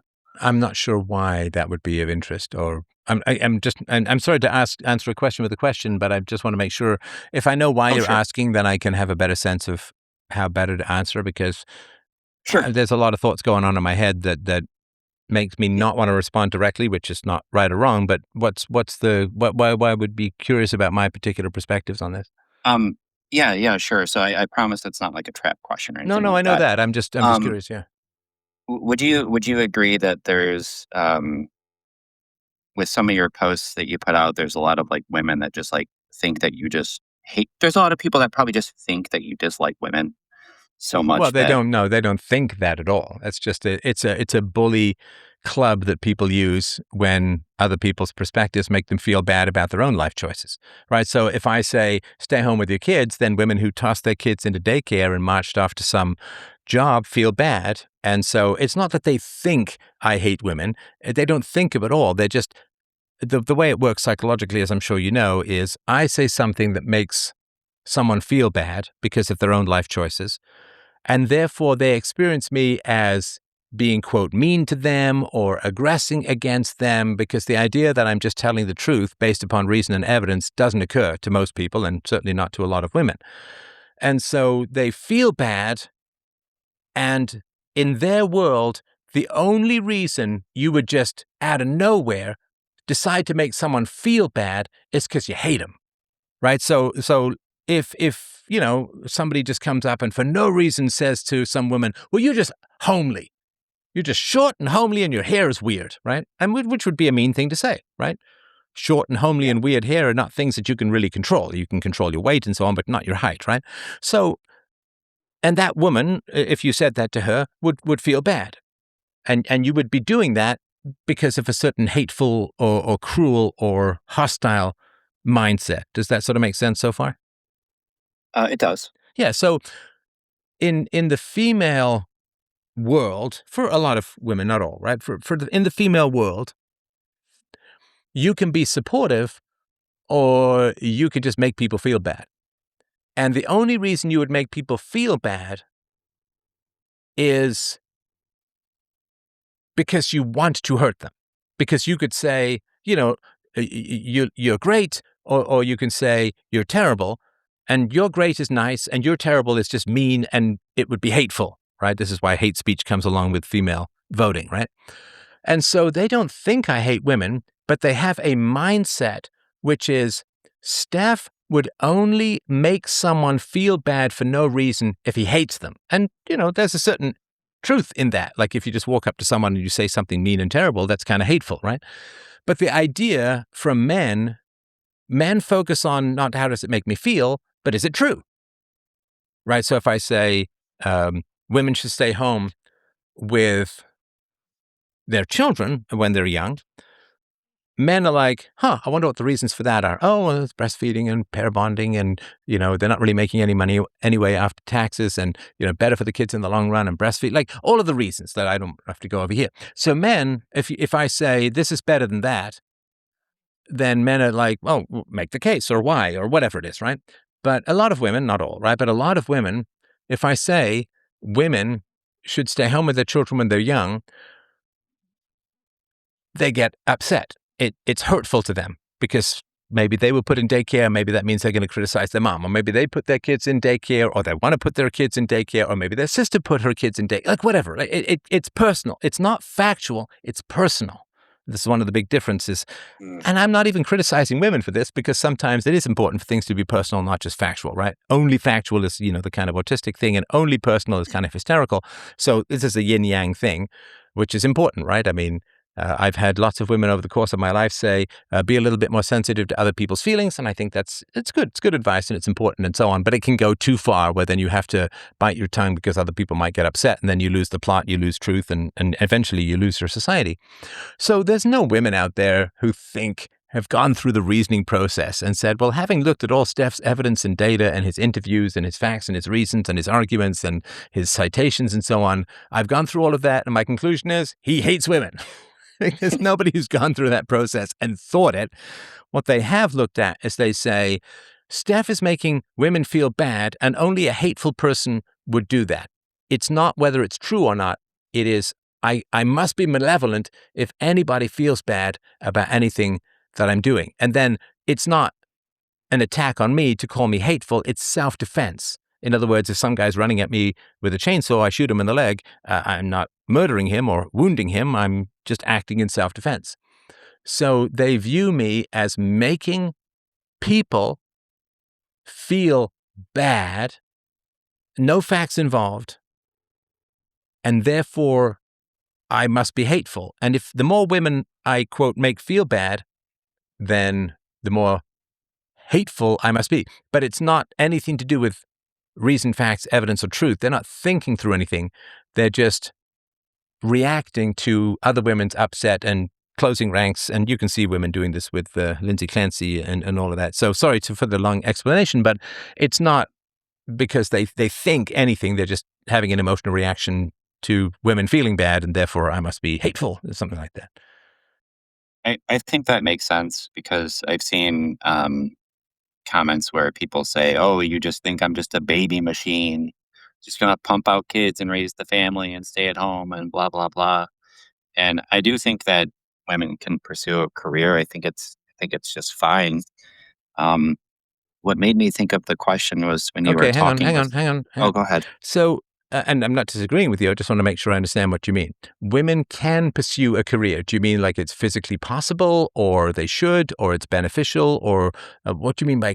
And I'm not trying to pick at you or anything. I'm genuinely curious. Sure. Women can pursue a career. Well, sure. I mean, when I met my wife, she had a great career as a psychologist. So, but she did for 30 years or whatever. So yeah, my women, of course, women can pursue careers. I mean, I've never said that they can't or in no way shouldn't, right? But if Oh, you I want to agree. have children, it's best for the children if you stay home for the first 5 years. I mean, that's just a scientific, psychological fact.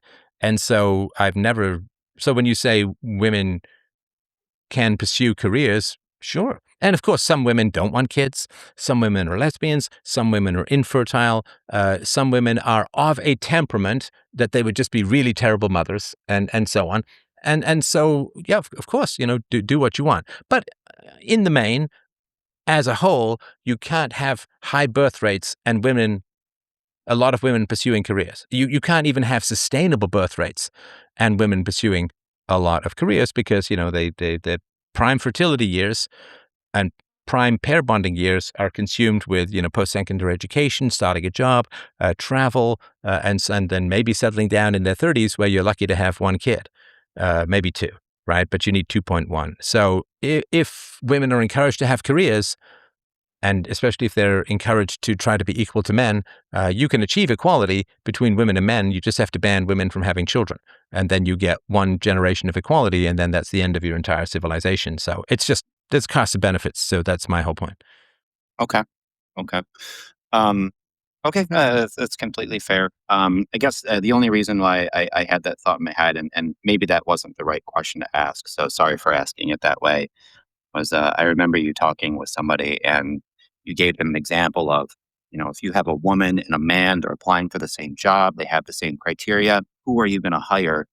And the answer to that question was, you're going to hire the man because the woman's going to get a job, she's going to have a baby, she's going to get pregnant, she's going to need time off. Every month you go through the cycle, it's wishy washy. You're just going to hire the man. Well, And hang I don't. on, no, because it's different. So when I worked at Pizza Hut in Town Mills when I was a teenager, there were these ancient battle axe waitresses they were always given the best sections. I was never given any good section because everyone knew I was going to leave and go to college. So if the woman is 55 and she wants to do some job or 50 or whatever or 45, if she's past child raising age, then things equalize a little bit. or if she's gay, right? And she's not likely to have children, at least not in the same way that a straight woman would, and so on. So it's not just males versus female. It is really just around fertility and having children. So sorry, go ahead. Right. And in the context of that conversation, it was, well, you're going to hire the guy. And if you're going to hire a guy, if there's two guys, you're going to hire the guy that has a family because he needs to provide and he has the motive and the drive and things like that. So I was following that. And I was just thinking to myself, I never really walked into a place and said, "Oh, like that woman should be home. She should be raising her family." That's never really like crossed my mind. So I think that's what I mean when I say that women can have a career. They're free to do what they want, absolutely. And it might, for repopulation, it might affect that. It might ding it a little bit, but I guess that was the purpose of my question and how it formed is thinking, okay, well, if we're gonna generally hire the man, then a lot of these fields that have a lot of women that are dominated probably should have men working those jobs. And so I was curious which Well, ones you found were the most not receptive. necessarily. So a lot of the jobs that you mentioned are fine for women when they're young. If they don't go to college, like if, let's say, the woman graduates at 17 from high school, she wants to become a dental hygienist, so she studies for a year or two, she becomes a dental hygienist, she works there for 5 years until she has kids, right? So, I mean, that seems to me fine or whatever, right? Plus, it might be a good way for her to meet guys, right? Guys who can afford dentistry or something like Sure. that, right? So, generally, what we're talking about with women who are working, if you want to have a good birth rate, is the jobs have to be somewhat lower skill. Because, of course, and I've talked about this in the show before, but if you train a woman to become a brain surgeon and it takes like 10 to 15 years for her to become good at it, and then she just quits to have babies, then society is down one brain surgeon and people are going to fucking die because of that. Yeah. Right. So, if someone is, let's say it takes a year or I don't know, a year or two to learn how to become a dental hygienist, probably you can do some of the cleaning stuff pretty easily and fairly. So that's fine. There's nothing wrong with that. It's a sort of doofur thing until you have kids or whatever. It's totally fine. But if you're going to say, we want just as many lawyers and just as many, surgeons and just as many, senior accountants and so on, well, then you're going to get that with women, but you're going to have a much lower birth rate among the most intelligent, right? Because intelligence is often passed down through the maternal line. So if you say we want as many brain surgeons to be female as male, you are going to, if you achieve that, you're going to have very low birth rates among the most intelligent members, women in society, and it's going to kill your birth rate, but it's also going to kill your birth rate where it's actually quite important, which is we need smart people in society. We need smart So people. Yeah. things work, right? So the more you encourage very intelligent women to focus on career rather than having children when they're young, right? Again, you've got 50 years to live after 30, so you have start having kids young, and you can go and do your thing, and you got 50 years if you want or more after that. But you are going to end up with a lot of less intelligent people and much fewer more intelligent people. And the other thing, too, it's not an accident that as women have come into the workforce, culture has degraded enormously because smart women want to transmit intelligent culture. Smart women, I read Hamlet to my daughter when she was younger, and we did some parts of The Fountainhead and all of that. And my wife sort of joined in that and has, read some very complex things. And so if you have smart women, then the culture that they transmit can be highly intelligent. It's not going to be TikTok brain rot, right? It's going to be high culture. It's going to be all of that. And so if the intelligent women are off doing their jobs and not really having many kids, or if they have kids, they're putting them in daycare, then it's the less intelligent people who have to transmit the culture, and that means the culture has to be dumbed down or they can't do it. I think the culture is getting dumbed down, unfortunately. Well, and I'd say this is one of the reasons Yeah. why, right? Yeah. Yeah. All right. Well, thank you so much. That's incredibly helpful. And why this woman that you opened up with is working part time for 50K for net zero is beyond me. So I Well, it's appreciate the paranoid, conversation. right? Thank you so much. It's usually paranoid. Thanks, I appreciate it. It's usually paranoid because they've got moms who say, you have to have your own career. What if he leaves you for a younger woman? What if this? You've got to have your own money because you never know. He could just leave you. He could take off. He could, and so there's this sort of paranoia and sort of lack of trust that you're going to need your own income. Otherwise, you're going to be living under a bridge. All right, we have somebody in. Hey, Stefan, can you hear me? Yes, go ahead. Oh, hey. Well, first, it's a immense pleasure to speak with you. Thank you so much for everything that you've done. You've made like a tremendous impact on my life, especially recently. So thanks for all the value. Pretty simple question here for you, but it might be loaded. I think this whole Lindsay Clancy case, it's kind of really concerning to see from, an angle at like a 30-year-old man, single, just the backlash of or how these modern women are kind of reacting to Lindsay's case. And like you mentioned it in your call earlier, they're like throwing the ice in the tub. It's very distressing to see. So I was just wondering if you could speak on this kind of mass hysteria that's happening in general with like other women in society and what's kind of causing this, and from the angle of like, 30-year-old man needs to date, but is kind of honestly terrified of what's happening with these modern women. I get that. Now, listen, of course, we have to remember that this is not a representation of women as a whole. These tend to be the more extreme cases. And James is just pointing out postpartum depression and older mothers. So, sorry, just to jump back to something I was doing earlier. I was talking about how if you get more addicted to male attention and being checked out and so on, the longer you're addicted to that, the more likely I would argue that you're going to get postpartum because that gets taken away. So first-time mothers have a higher risk of postpartum depression than women who've given birth before. So that's important. In Canadian study, mothers aged 40 to 44 had a 3.7 times higher risk of depression than women aged 30 to 34. When this is narrowed to first-time mothers, the risk of the 40 to 44 group jumped to 9.5 times higher.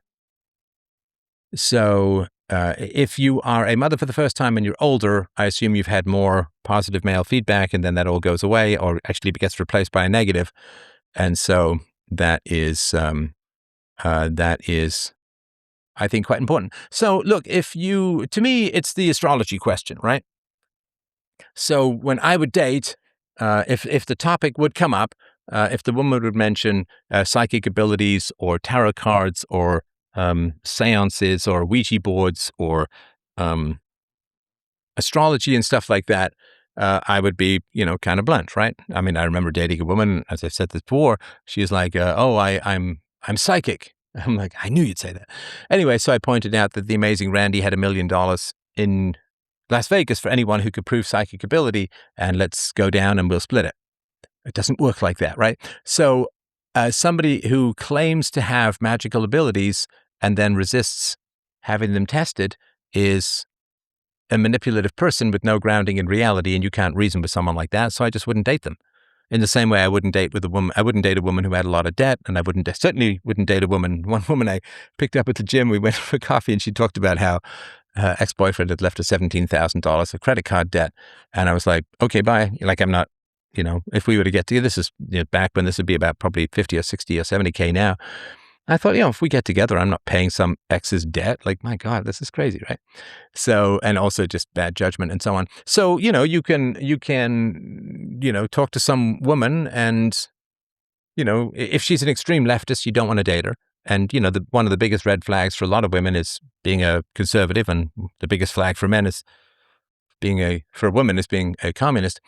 So you can look and say, oh my gosh, this is overwhelmingly terrible. But what I would say is that it's like being a zebra and they've mown all the grass.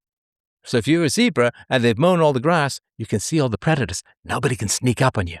So the great thing with the Lindsay Clancy case is you're texting some girl and so on, and you say, oh man, this Lindsay Clancy case is crazy, right? And she's like, yeah, she's a total victim of the system. Her husband did it, and then maybe she's just misinformed. You can say, well, no, she actually has confessed to doing it, so she definitely did it or whatever, right? And then you can see, and she could say, I didn't know that. Do do you have a source for that? And here's the source. He said, oh my gosh, I'm sorry, I came off a little unhinged there. I obviously didn't have the facts. My bad. Okay, that's someone you can reason with, right? But if she just escalates and doubles down, what we have with Lindsay Clancy, as we have with astrology and tarot cards and ghosts and past lives and shit like that, is we have efficiency. You can discard, and get to the sane woman and the reasonable woman and the rational woman, the shoe on head, as quickly as you can, right? And so don't be frightened if the grass is all mown and you can see all the predators. Don't be frightened, in fact, be encouraged that you can simply ask a couple of questions and you can find out who's nuts, which I think was a good thing, right? Yeah, that's amazing advice. Definitely going to be using this as a primer test. Is along with astrology, that's obviously a good sign. I'll stay away from the Leos, but now astrology can be a fun thing. I think there's a bit to astrology in colder climates because, if you're born in the fall, your first experience is winter and indoors and people. If you're born in the spring, your first experience of life is sort of outdoors and sunshine and big skies. So it could have a little bit to the year that you're born in particular. And so if a woman is like, oh, I think astrology is kind of fun. It's kind of goofy, but it's interesting. I have no problem with that, right? I mean, I don't. But if she's just like, like there's this famous meme of the guy texting his mother, Mom, what time of day was I born? And the mom texts back, stay away from her. She's a witch, right? So, yeah, you just want to look for, I remember one of the early conversations I had with my wife. I can't remember why, when we were dating early on, and we were talking about prisons and crime and prisoners. And she said, well, yeah, but you can't really rehabilitate people. And I was just like, wait, that's true. That's not sentimental. That's not kumbaya, hug the world, right? And everyone's my baby, including ideology, right? And I was like, and she was just like, well, that's a fact, right? That's a fact. And, when I was in undergraduate and she was in undergraduate, we went through ethnic IQs. That was just a fact. It's just, so she knew all of that stuff and I knew all of that stuff. And she just like, oh, yeah, rehabilitation is very rare and it's virtually impossible, pretty much impossible with pedos, right? And so I was just like, okay, so she's a fact-based life form. Let's get married. Right? And so, you've got a great discard. Now, men are not used to, like, unless you're a rock star, picking out a groupie from the front row, we're not really used to picking and choosing because we're like, anyone who'll get with us, we're grateful to get with because that's how we evolved. But it does give you a great sorting mechanism. Yeah, wow, that last part really hits home because sometimes, like a woman will be into me and I'll just default into being, basically available for her Sure. and just really going into it. But then some of the warning signs pop up. And I'll get just a quick last question here. Like when those warning signs do pop up and you're kind of getting engaged and, feelings kind of develop, I kind of find it very difficult to break off the relationship. This is something that I'm kind of going through now.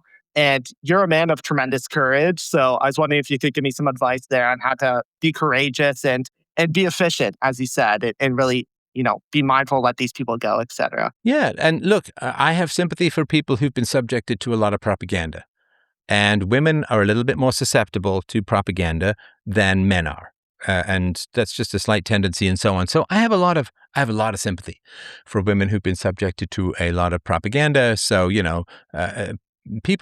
most people who can't think for themselves, and very few people can genuinely think for themselves, at least not without a lot of work, they're only as good as their sources of data. So if some woman has only been on, the lefty side of Threads, the social media app, then, it's tough for her. She's just got a lot of bad information. Just a lot of bad information and, confident, assertive. And then she's probably got girlfriends who can't handle the truth, right? They sort of reinforce the negatives and so on. So for me, it's, I wouldn't say it's quite like deprogramming. That sounds a bit dismissive. But it's like, yeah, I got a lot of bad information. Other people have got a lot of bad information. So if the question is always to me, when you have a difference of opinion and you have good reasons for your perspective, is the other person willing to listen? Is the other person willing to listen? Or do they aggress, escalate, double down, get aggressive, or cut you off or, get offended. Like, then you're just with a narcissistic person. You're just with someone who I love other people's perspectives, man. I mean, I genuinely love other people's perspectives because, Lord knows I'm far from right all the time. So I love when people disagree with me. I love debates. I do call-in shows. People have very different perspectives from me. And I think it's wonderful. And I love finding out about people's lives. I love finding out about the way they think and what's influenced their thinking and why they are the way they are, as far as we can tell. I mean, I love that. I'm trying to think about that stuff with regards to myself, although, pushing 60, I sort of have most of the answers to that. So if somebody has a different opinion from me and my wife, when we were younger, it's a little bit more rare now, but it still happens, where, my daughter is a very key one this way. So I'll say X and she say, no, I've seen this, that, and the other, and here's my experience, and this, blah, blah, blah, blah, blah, right? And, she's right sometimes, and it's great to get that perspective. It's great to get that pushback. I mean, occasionally, because I'm used to being in the right with her because she was younger, but no, it's great that she's got her own perspectives, thoughts, and opinions, and she's bang on a lot of times. I mean, she got me back on X, which I think was a great decision, and she had a really great case for that.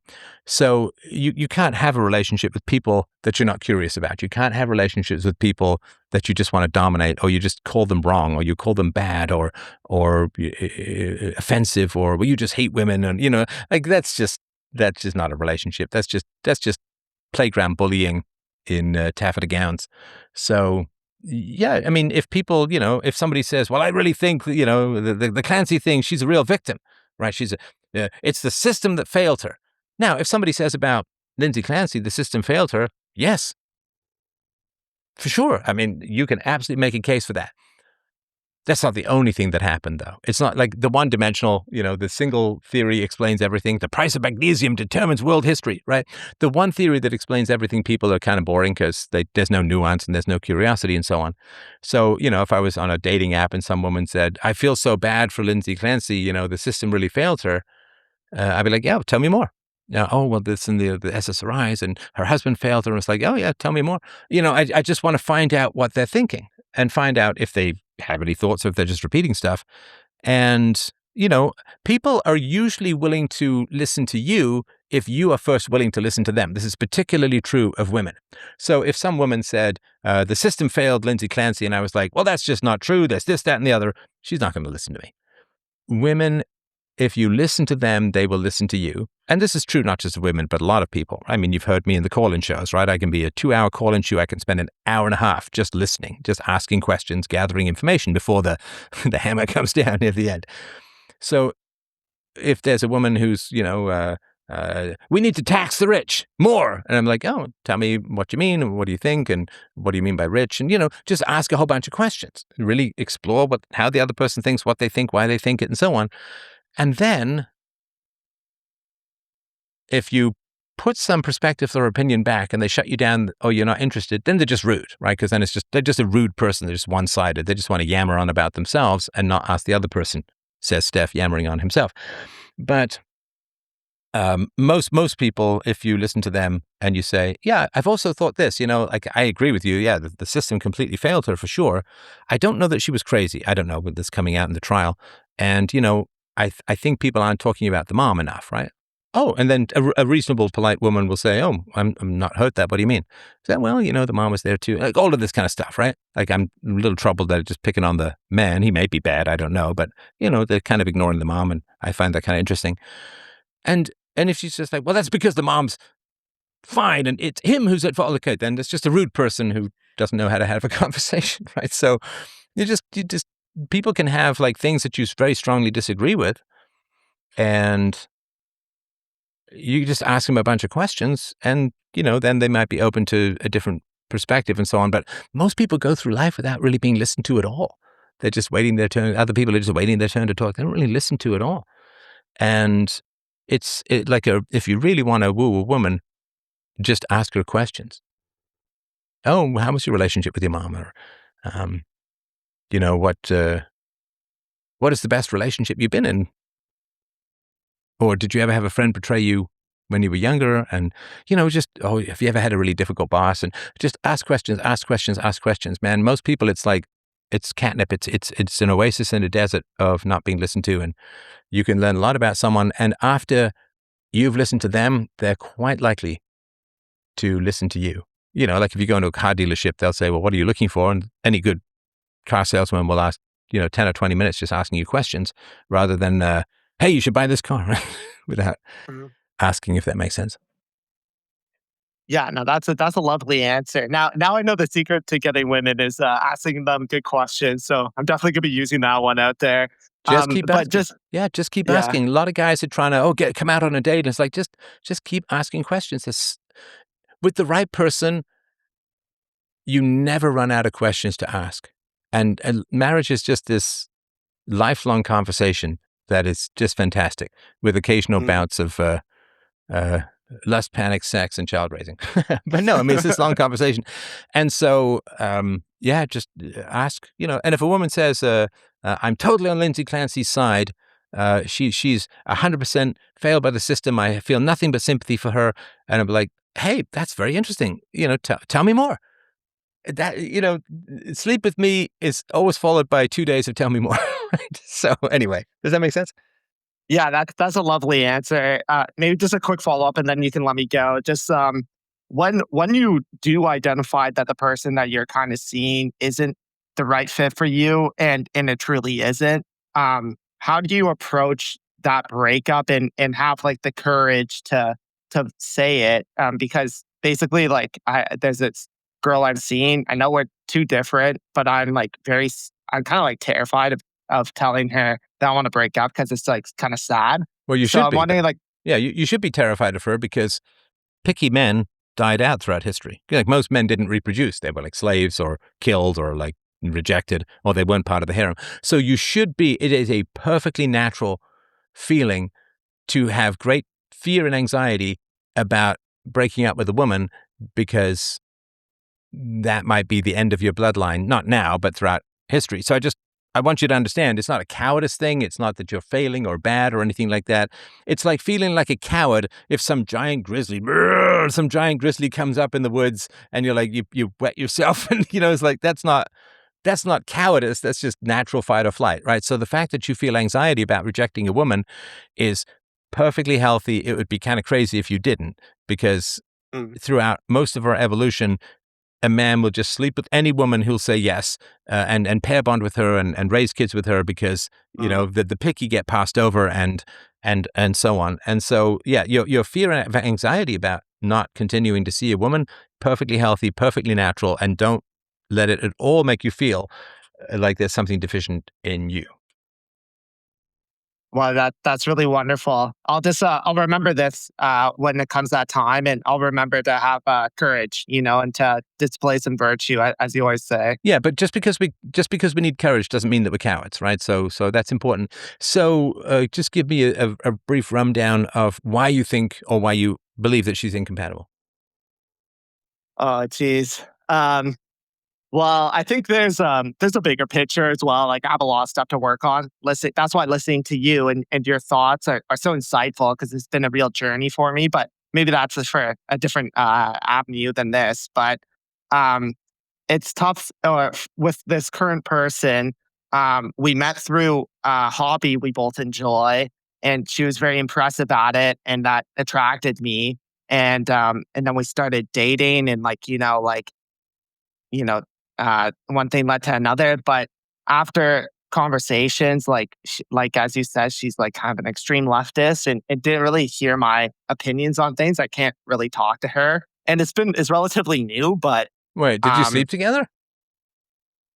yeah, unfortunately, yeah, I'm Well, sorry about that. no, that's Yeah. fine. That's fine. I mean, we've all been there. I mean, I remember I was in Morocco in 1999, and there was a smoking hot communist who wanted to make the beast with two backs over an entire millennium, and I just had to grit my teeth and back off, because it's a communist, so you can end up with your kidneys pilfered and an accusation. But so she's an extreme leftist, and so does she want kids? Yeah, so I talked to her about this stuff, and she said, like, she was like thinking about it. She could go either way, but like, we're truly not a good match. You know what I mean? Okay, and does she? Would she want to stay home with kids? Oh gosh. I would have to If she's ask a her. leftist, almost certainly no, right?